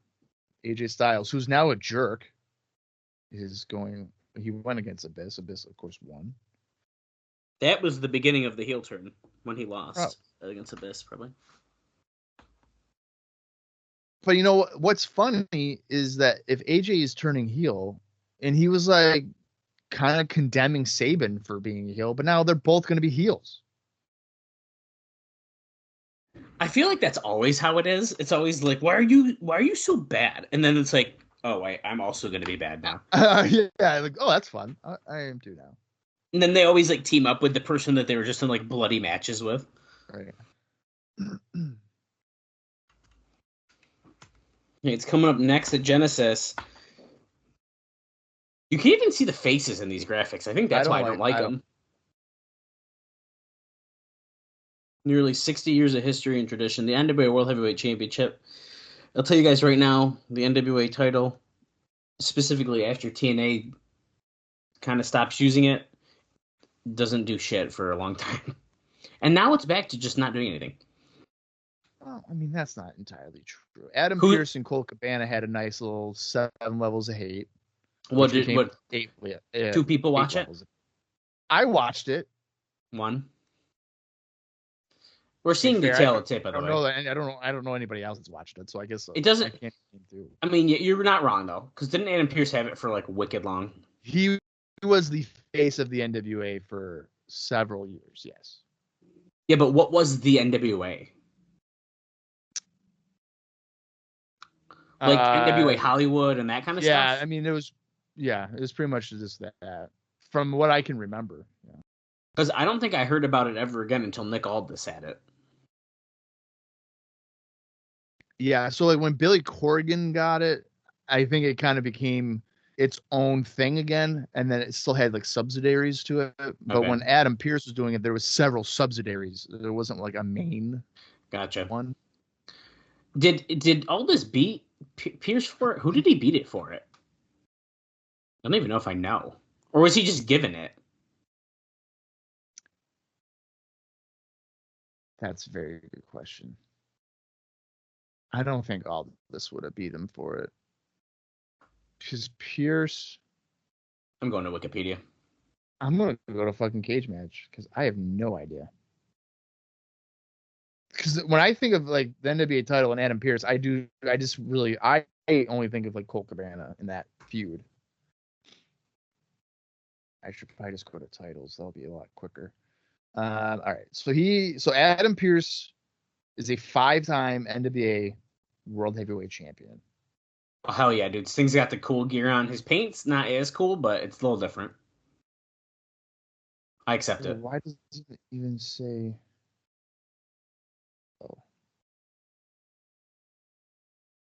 Oh, look at this. Is that even... Oh, okay. Okay, I got it, Bob. Well, I have an answer. So in terms of like Adam Pearce, not... Okay, but Nick Aldis, on September 23rd, 2017, he made his debut for Championship Wrestling from Hollywood, defeating Will Rude. Immediately following, he set forth a challenge for Tim Storm for the NWA Championship.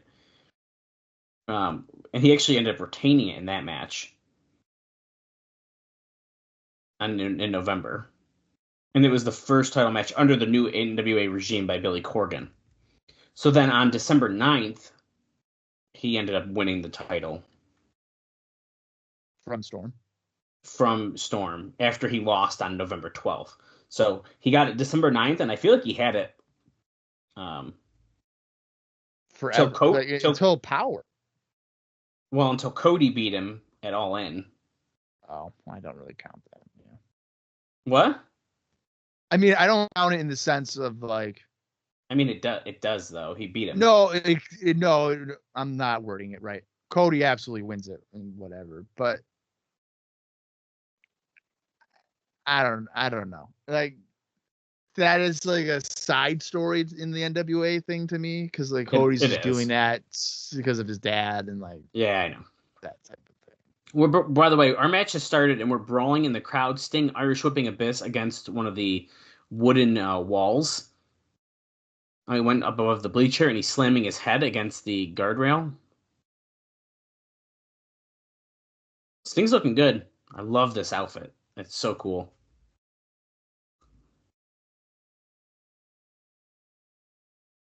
Oh, send him into the wall again. Anyways, that's our history of the NWA title, I guess. In current time. Yeah, I couldn't really care any less about NWA. I don't know if there's even one person. Well, that's not true. I think Colby Carino's. I like Colby. Yeah. So I can't say I don't know if there's one person I like him in, but I do. I do like Colby. So there just isn't a lot of guys to be invested in there to care. I'm going to the roster and I'll tell you if anyone sticks out. You don't like Tom Latimer? Mm. Bram. Isn't that Bram? That's Bram. His neck is so big. Abyss setting up tables near the entranceway here. Oh my god, there's a barbed wire board. Oh no. There's no way Sting's going through that. Yes, he is. No way. This isn't 2024 AEW. He's not going through barbed wire. But so like with like NWA Power, there was several dudes that you could tell like, oh, they're gonna like Ricky Starks. Like you could just that guy was oozing charisma. Right. And all this, of course, you know. Knox and Murdoch are the tag team champions. champions. Never would have guessed that one. Mike Knox. Yeah. Battling up on the ramp here now. I do know Kenzie Page. She's the women's champion. I know her. I know Max the Impaler. Most of these people I've never heard of in my life. That sounds about right. Is Cardona still working there? I don't know if he really is. There's Colby. We like Colby Carino. EC3. Homicide's technically on the roster, so I guess we like him. Yeah. Okay, Sting is fighting back on Abyss. They've now gone back toward the ring area.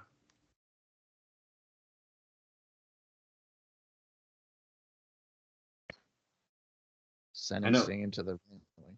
Anyway. Yeah, it's actually fascinating. I haven't seen technically Ricky Morton still on the roster. Ricky Morton. I've heard of Kratos, but I don't really know much about him. I love myself some Rock and Roll Express, baby. Wrecking Ball Legursky from Lord, from Northeast Wrestling. He looks like he's slimmed down a lot. I can't tell from this picture, but yeah. Father James Mitchell's technically there. Other managers include Austin Idol, Vampiro, and Violent J. Aaron Stevens. Aaron Stevens, I think, is decent. Wow, Joe Galley is still there on the broadcast team. He was pretty good. I liked him. Joke, he is. Yeah, he's a good. Isn't he like the vice president or something? He's more than just a commentator. Okay. I'm pretty sure he's also like an executive or whatever. Okay. Well, so May Valentine's there too still. Anyway. Well, this was enlightening as Abyss now has a chin lock in on Sting. Sting's fading in the ring. Honestly, this beginning brawl is exactly what I think this match needed, so I am into this now.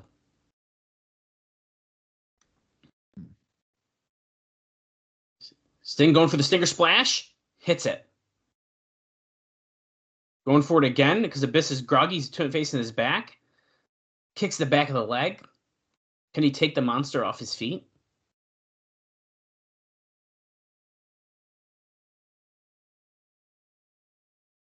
Going for the cover.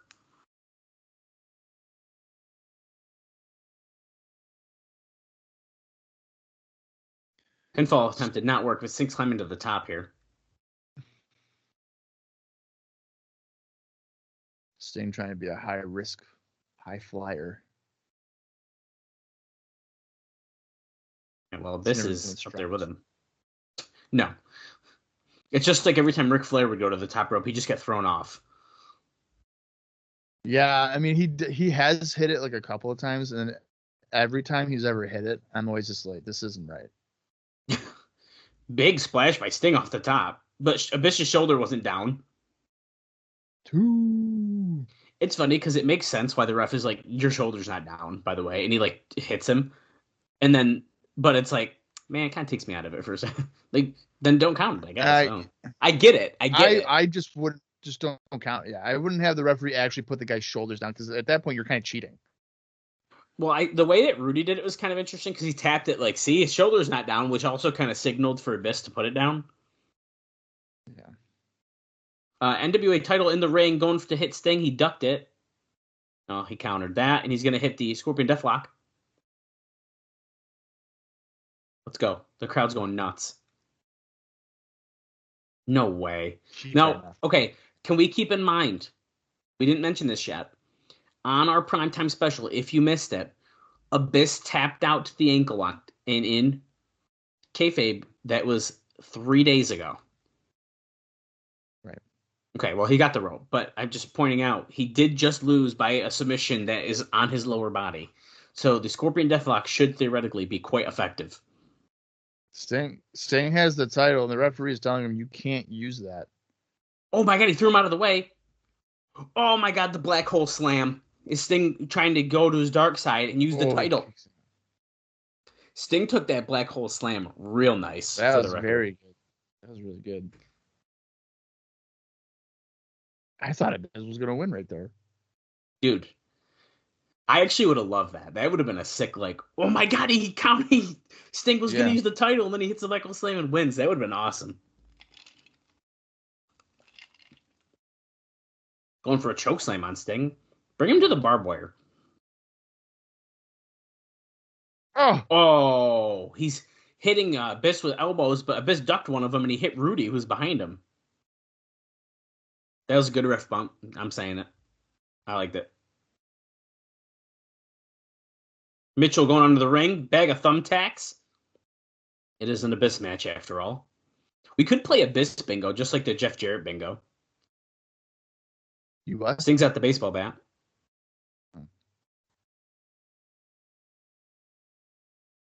Scorpion Death Drop. But guess what? That referee is DOWN. Down. Oh, wait, he's up. 1, 2. Oh, no. Father James Mitchell pulled him.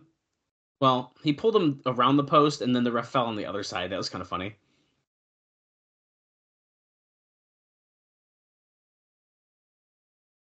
Oh, no. Is Sting going to dump out the thumbtacks?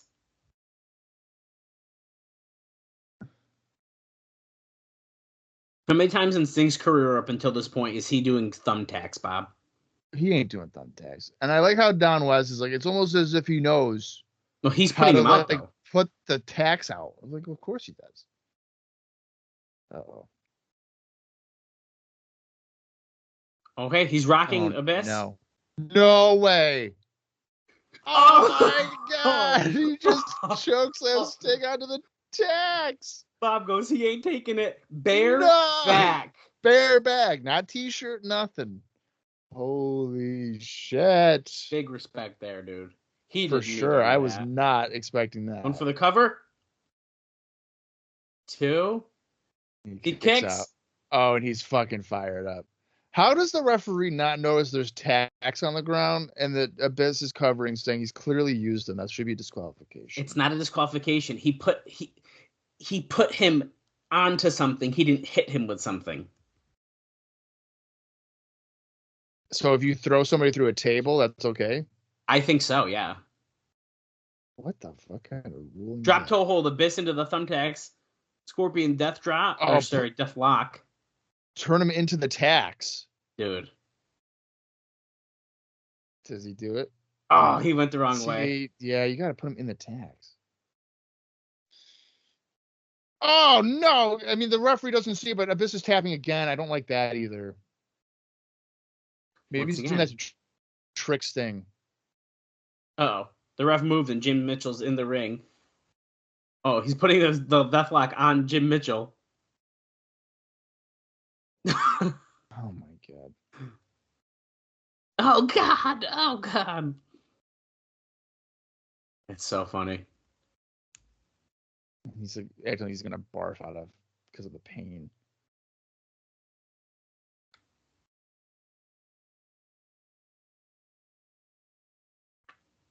Going to the table, and Sting has a chair now. Oh, he hit Abyss in the back. That's a disqualification, right? Because he hit him with a chair? Technically, that should be, yes. Okay. What is this? Somehow there's suddenly a rope that he could probably conveniently hang him upside down like he was. Well, he Since called when it. is that a thing? He called him for it, they said.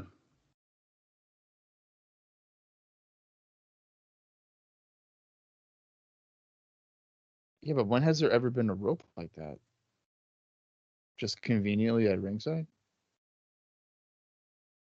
This is premeditated. TNA. He's grabbing the other Abyss, foot. you can like try to kick. No, he can't. Sure you can. Don't do this, Sting. Come on. You can't do this thing. And now he's pulling him up. Or at least he's trying to. I mean, Abyss is probably about 330, so this is But guess what? tough. No, because he's got a pulley system. That's how pulleys work. Oh, okay. I learned that in physics. Abyss is hung upside down right now. What the fuck? And guess what? Look at that. There's conveniently a little clip underneath the ring. Look at. Yeah, watch. Sting's having trouble with it, but there is one. Oh my God, there is right there.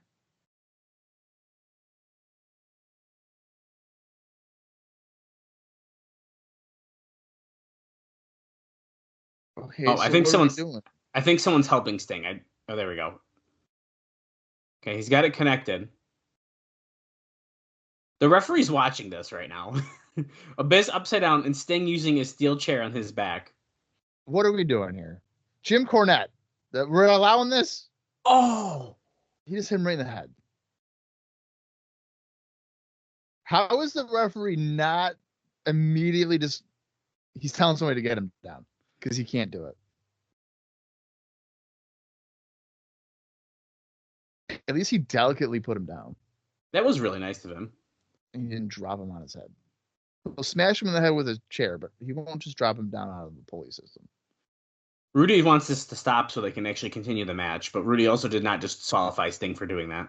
I mean, how do you not just disqualify that? You've hung your opponent upside down on the floor. And you hit him with a chair. I don't know if I like that in the middle of a match, since now we are continuing the match. I'd rather that be like a segment or like a no, like you throw the match out because of that. Right. Or, you could do that in the match if the referee was unconscious. Yeah, but I don't like the idea of then the match continues, because I'd rather them leave him like that, and then you gotta have like the ring crew help him down or something. He's taking him up the ramp now. Who's going through the barbed wire? Because at this point, I don't know. No way. There's no way Sting's going through the barbed wire. No way. Is Sting gonna choke slam? He's pushed Rudy. Charles Rudy. He's pushing again. That's $20,000 total and fine. Oh, he just closed on the referee. That's a disqualification. And Abyss just got thrown onto the barbed wire board. Now, if that's a disqualification, Dallas. It is. NWA titles change on disqualification. Remember the tag titles. Oh my God. Oh my God. If they are holding true to the NWA rules, Sting just lost the title. If that's a disqualification.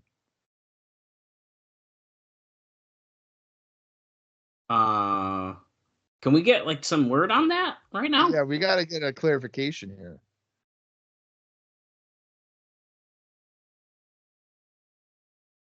They're trying to act like as if Sting is possessed right now. He's a man possessed. Okay. I want to hear the result before I give you what I'm thinking about, what I think about this match. I know, I gotta wait too. It's over. Oh, okay. Don West just said he's disqualified. Disqualification. Sting knows that if he's DQ'd, like you can tell, like the realization on his face is like, oh shit, I think I guys lost the title.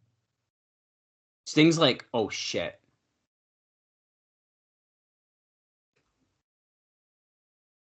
Oh, he's trying to explain it to Sting. What's it? David Penzer. Camera shot. Dave Penzer? Good to see you. He's disqualified Sting. The winner of the match. And new NWE champion. That is crazy. Abyss is the NWA World Champion based off of a disqualification. And Mike Tenay is describing the rule. Bob, I can't believe I'm going to say this. I loved that. You loved the match? Or the I loved everything that just happened. Well, you didn't like them being upside down. I changed my mind. Oh my god. I loved this. The opening with the brawl, Sting going in thumbtacks, even the fighting and the wrestling in the ring, I enjoyed. Then the Sting's like possessed, he gets thrown into the thumbtacks, he beats up Rudy Charles, he throws Abyss through the thing, and now he loses the title for disqualification. Okay. I need to check myself here. Bob, what are you rating it? I think I'll give it the 2. 3.5. No fucking way. 3.5. There's no way. Nope. That I really liked. I don't know why. There is no way anybody has ever in their life given that match 3.5 stars. I don't know why I'm saying it. I can't believe how much I just enjoyed that. Okay, let's go. I think I like how bad Sting was. We need to find a review from the time period. I think I just did. Okay. Yeah. So this is Larry Zonka's review. Now it says it was published in 2007, November 2007. That's okay. But it could have been just backdated anyway. That's close enough to me. Yeah. Okay. So let's go. Wait, can we go to the beginning? Like every match? Yeah, we're seeing a highlight package right now, so we got some time. Okay. So Larry Zonka, rest in peace. He's one of the all-time great reviewers of 411 Mania. That's right. He approved me to get myself posted on there. Actually, he really liked. That's amazing. So Voodoo Kin Mafia against Divine Kazarian and Maverick Matt. What do you think he gave it? Well, we gave it a star. Right. I bet you at the time that's got to be like a half a star. I feel like it's pretty fucking close. He gave it a dud. Wow. Okay. He says that it was like watching DX versus Spirit Squad, only a little worse, but with a complete burial. Wow. I don't know how to say it was a complete burial of. I don't know about that either, but damn, that's quite the comparison. Okay. What did we give the Naturals and Dutt and Lethal? Oh, wait, we gave that one a star and a half. Yeah, star and a half, yeah. Okay. Okay. What do you think Zonka gave it? He's got to be below us. It's got to be a star, maybe. Gave it 2. Oh, okay. Sabin and Daniels, we gave 3. He went 3.5. Okay. Hoyt killing just the paparazzi. What did we give this one? I don't remember. Do we say it like a 2 for this one? Oh, I don't know if I went 2. I think I went star and a half, didn't I? Did we say star and a half? Okay. Yeah, you might be right. I don't think I went 2. I think you're right. Because we were doing the same ratings a lot. Yeah.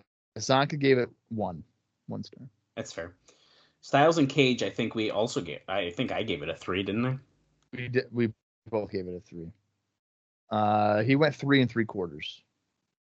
What was that? Sorry, I was listening to Kurt Angle. 3 3/4. Okay, that's fair. LAX and AMW, we both went 3. I went 2.5 originally, and then you convinced me to go 3. Yeah. He went 2. Okay. I mean, I could understand. Okay, now Sting versus Abyss. People have this is important. People have different tastes. That's right. So that's fine. Samoa Joe's coming out right now just to keep everyone in a check of where we're at. Okay, so the next one is Sting and Abyss. Yeah, I said 3.5. I will give it 2. You're giving it 3.5. What do you think Zonka gave? Probably gave it a fucking 1. He gave it 2. Okay, well. That's a normal thing. Now, I haven't looked at his Joe and Angle, so we can compare obviously after to see what like it was at the time. Okay. Roughly at the time. So arguably, correct me if I'm wrong, Samoa Joe's biggest match of his career to this point. I think that depends. I'm sure a lot of like Ring of Honor fans would say his match with Kenta Kobashi in Ring of Honor was okay. match to this point. But from a purely American wrestling, I'm sure this is probably his biggest match. Kurt Angle coming out. This dude has the mega star entrance in the Impact Zone. The lighting, he comes up from the stage. He's got the red, white, and blue fireworks. Comes out with the flag. I love the presentation. I think it's very well done. So speaking of the American flag in this situation, I'm surprised that Kurt Angle wouldn't go after LAX for trying to burn the flag. That's true.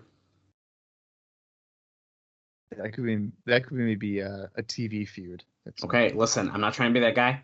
Kurt Angle was busted open. Kurt Angle's got a Band-Aid on his head. I'm just saying. Gets it, dude. Storytelling. I'm just saying. Continuity. We're doing boxing introductions here with JB. That's how big this match is. That's not even for a title. Match of the decade, Bob. Yeah. Oh, speaking of match of the decades, are you going to watch the Mike Tyson fight with Jake Paul? That has already happened when this is out.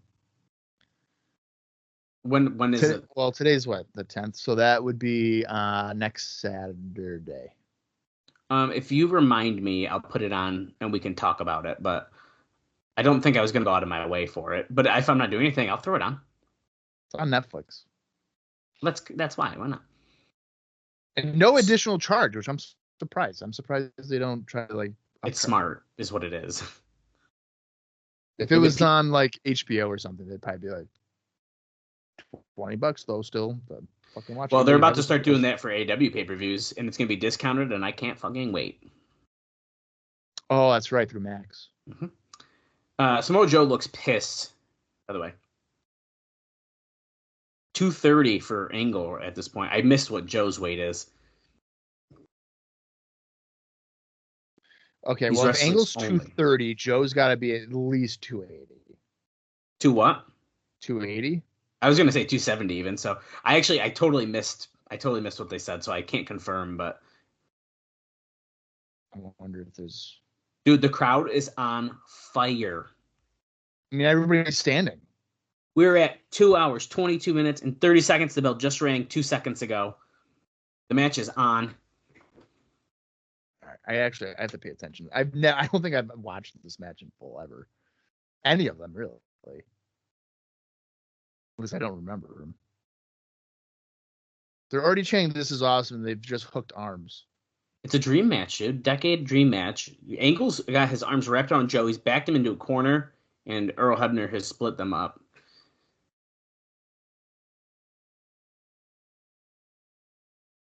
Because of political reasons, obviously. That's why we've never seen this match. I mean, political reasons, sure, but it's also because, they were in completely different companies. Oh, come on. I love that might play a factor. It could potentially play a slight factor in that. I'm watching this. Oh my God.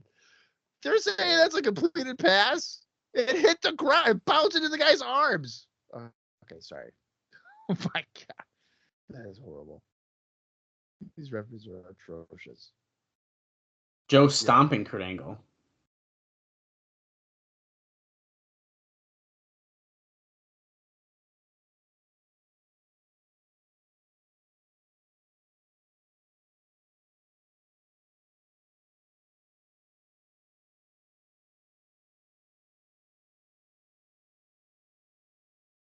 Off the rope, Kurt Angle.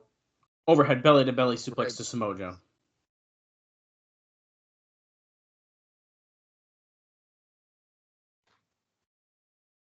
Angle clotheslining Joe to the floor. This might be one of the first instances where like, Angle is, I would say, obviously, like, top tier. As Joe just slammed him guardrail. Yeah, he pulled him out of the ring and swung him right into the guardrail, knocking all those sweet posters down. Yeah. This is the discrepancy in competition. So you've had like Joe, Russell, AJ, and Daniels, whatever, but it's also been like Sabin and like Dot and whatever, and then you go to Kurt Angle. It's pretty wild. That's such a drastic upswing. Going for the cover. Well, the thing that's crazy about Samoa Joe's time here in TNA is really since his debut, the crowd has been into him, super into him, like since day one. Right. Which doesn't always happen. Oh. Angle into the post. Well, in Joe's debut, I think really helps him in the era because of like they were on the internet. Yeah. They didn't have Joe, and like so that Ring of Honor fan base was probably in the same internet centric, so that really helped him out.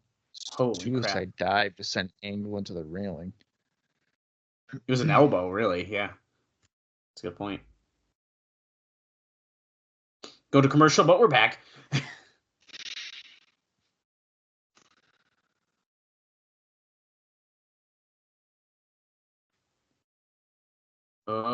Into the steel steps. Angle getting tossed over him. Samoa Joe's getting the upper hand here.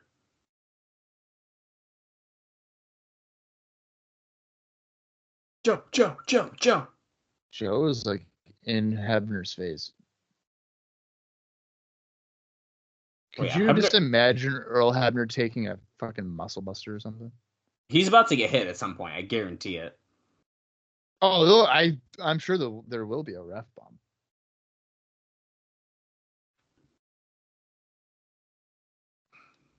Counting Kurt Angle to see if Angle can get back into the ring. It ain't looking good so far, but maybe soon.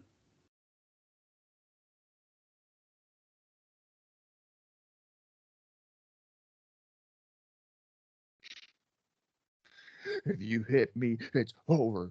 Don't even think about it, Buster. See, 280 for Joe. Bob was right. Look at that. Oh, wow. Look at that. I know what I'm talking about sometimes. Oh, shit. Kurt is bleeding from that wound. And, I mean, it's dripping out of his head like a faucet. Nasty, dude. Nasty. That is disgusting. Blood always enhances it, though. It always enhances the matches. Yeah, that's what I said. Flowing like a faucet. Yeah. A headbutt. And now Joe's got blood on his forehead, but it's Kurt's blood. Oh, see, I don't like the whole gouging the wound. That kind of grosses me out. Oh, look at that, dude. Nasty. Look at, oh my God. is pretty early in the match, too, that he's doing this. Kurt fighting back with right hands. Coming off the ropes. And snap power slam by Joe. Wow. Dude, Angle's busted bad. One, two. Kick out. Oh, my God, yeah. The confidence of Samoa Joe. He's very cocky. Oh, my God. Look, he's clobbering on Angle here.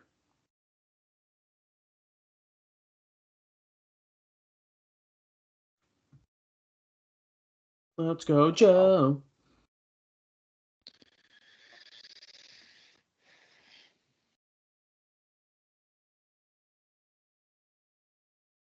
Crowd split, though. I mean, one side yelling Angle, one side yelling Joe. No, they're definitely split. It's pretty good. Irish whip countered. Kurt Angle coming off the ropes, ducks the clothesline by Joe. Comes back, tilt-to-whirl backbreaker onto Kurt Angle by Samoa Joe. And that's a kick out at 2. Can Kurt Angle come back from this? Is he going to win? Well, he certainly can come back from it. If he wins, is a totally different story. I kind of like the idea of Samoa Joe beating him.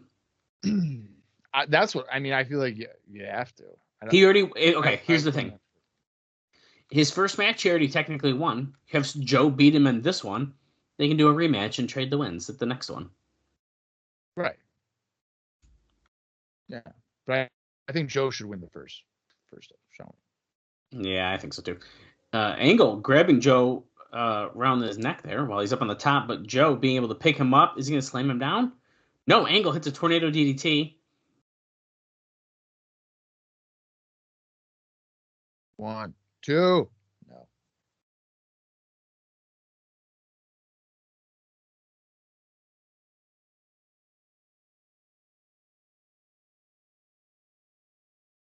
God, Kurt is so good.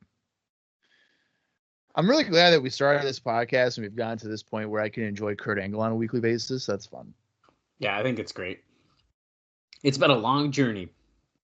No kidding.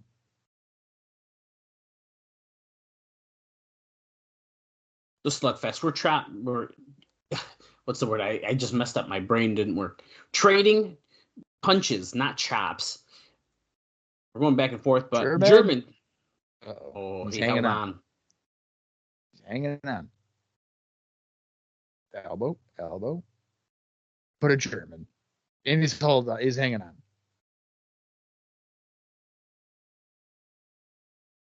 And that was not a full rotation, folks. Samoa Joe pretty much landed on his forehead. Wow. For a 2 count. He kind of fell to the side when he did it, but that was interesting. It was like a moonsault, but like a half rotation of one. Yeah, it was very interesting.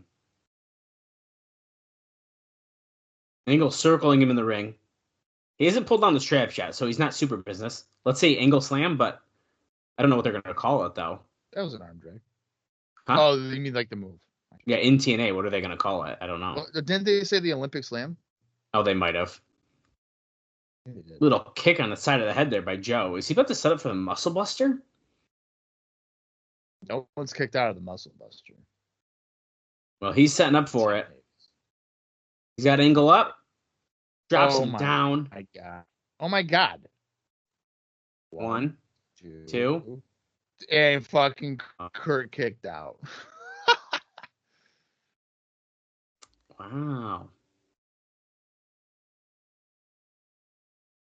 Okay, so always a prelude for a pin or a coquina clutch.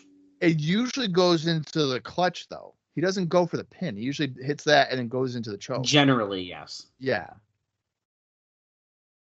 Wow. The crowd's going nuts. Interesting. I don't even know how many people have kicked out of that in Ring of Honor, the Muscle Buster. I don't know if anybody really has. I'd have to look it up. Kurt Angle able to take over Joe there, roll him over. The Olympic slam. One for the cover? 2, kick out. Now, See, this people is have fair. kicked out of the Olympic Slam. Well, right, but hey, we're fair. We're kicking out of each other's moves here. It's WrestleMania, dude. It's WrestleMania. They're chanting, "Make him tap," and there's the straps go.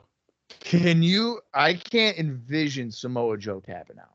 I don't know if I want him to tap. I'd rather him be pinned. That absolutely rather be pinned. But he just kicked out the Joe ankle and slam. Abyss both tapping out. That'd be nuts. He's locked in the ankle lock right now. No way. Joe, get out of this. Now, if he drops down, just like on Abyss, it's done. It normally is, yeah. Oh, Joe was able to turn it over. Oh, Angle turned him back over, though.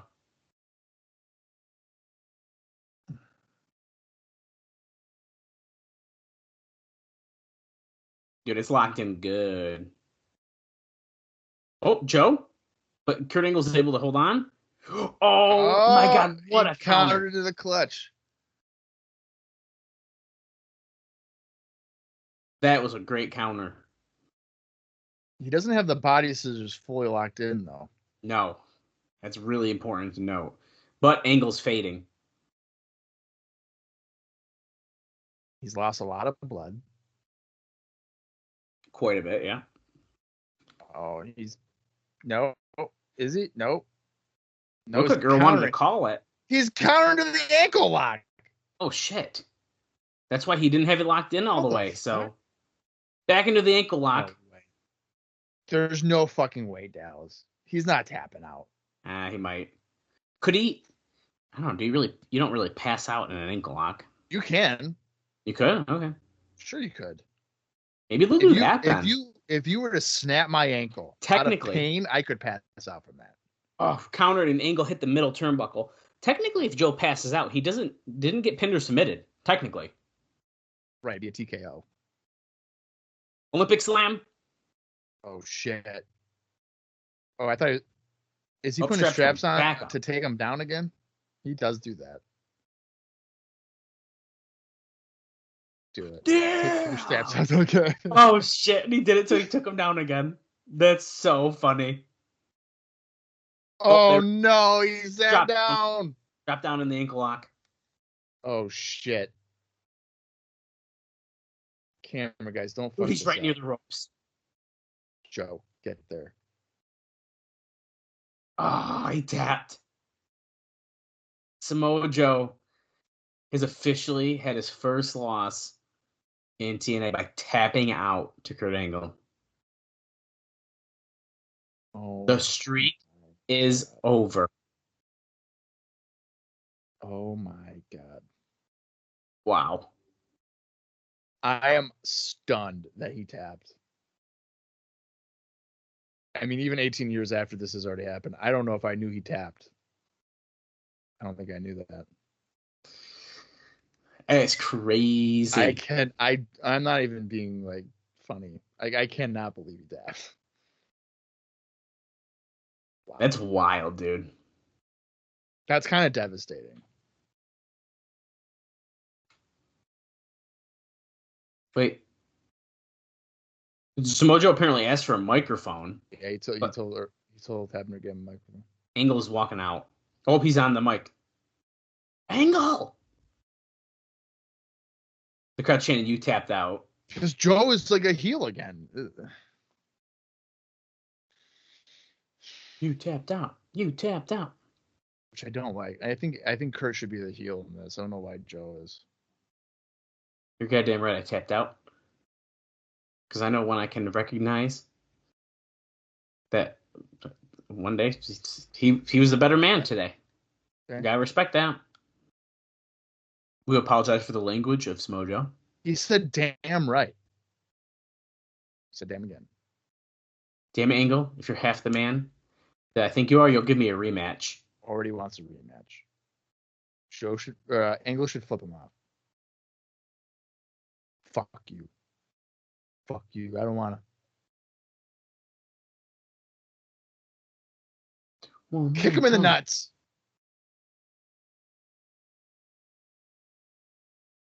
Oh, Yo, double turn.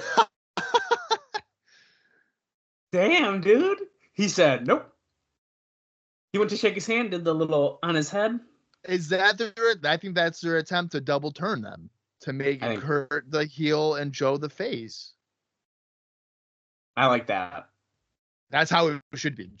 I feel like Joe should be he's the TNA guy. Why would you want your TNA guy to be the heel against a guy coming in? Sweet impact mouth guard, dude. Check that out.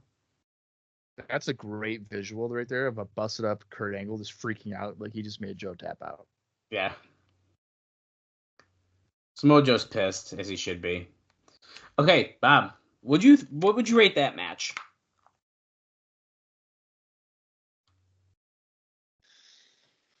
Wow. I don't think I can do 5. It's very, very good. I'm still reeling that Joe tapped. Wait, he's talking again. Angle, I guess we gotta do this the hard way then. Okay. Joe can barely walk. He's really selling that ankle. I like it. They definitely just did a double turn. Yes, they did. And Joe is like, they're definitely doing double. That's fine. Okay. That makes me feel at least a little bit better. I'm gonna go. I'll say like 4.5. I was inching that way. My gut was telling me 4, but like I keep thinking about what exactly would have made that necessarily better. Besides just Joe winning. So I could agree with that. 4.5. I think it's 4.5. The crowd reactions. Yeah, I agree. It's 4.5. I think if Joe would have won, I think that pop would have been even bigger at the end, and I think that could have pushed us a little bit higher potentially. I think 4.5 is the right. It was really good match though. I mean, oh yeah, bloodied up Kurt Angle. I love that he put the straps up and then took him back down immediately. That was really fun. He's done that several times in his career, which is just funny. Like he's like, yeah, fuck that. Yeah. Yeah, really good stuff. Well, as we're kind of just seeing some highlights here at the end, we're going to be getting off air here momentarily. Well, actually, we have 2 more minutes left. What? There must be another package or something. But what did you think about Genesis overall? Well, Zonka gave it also 4.5. Oh, thank you. Okay. So, yeah, that was pretty good. I'm gonna give Genesis a thumbs up.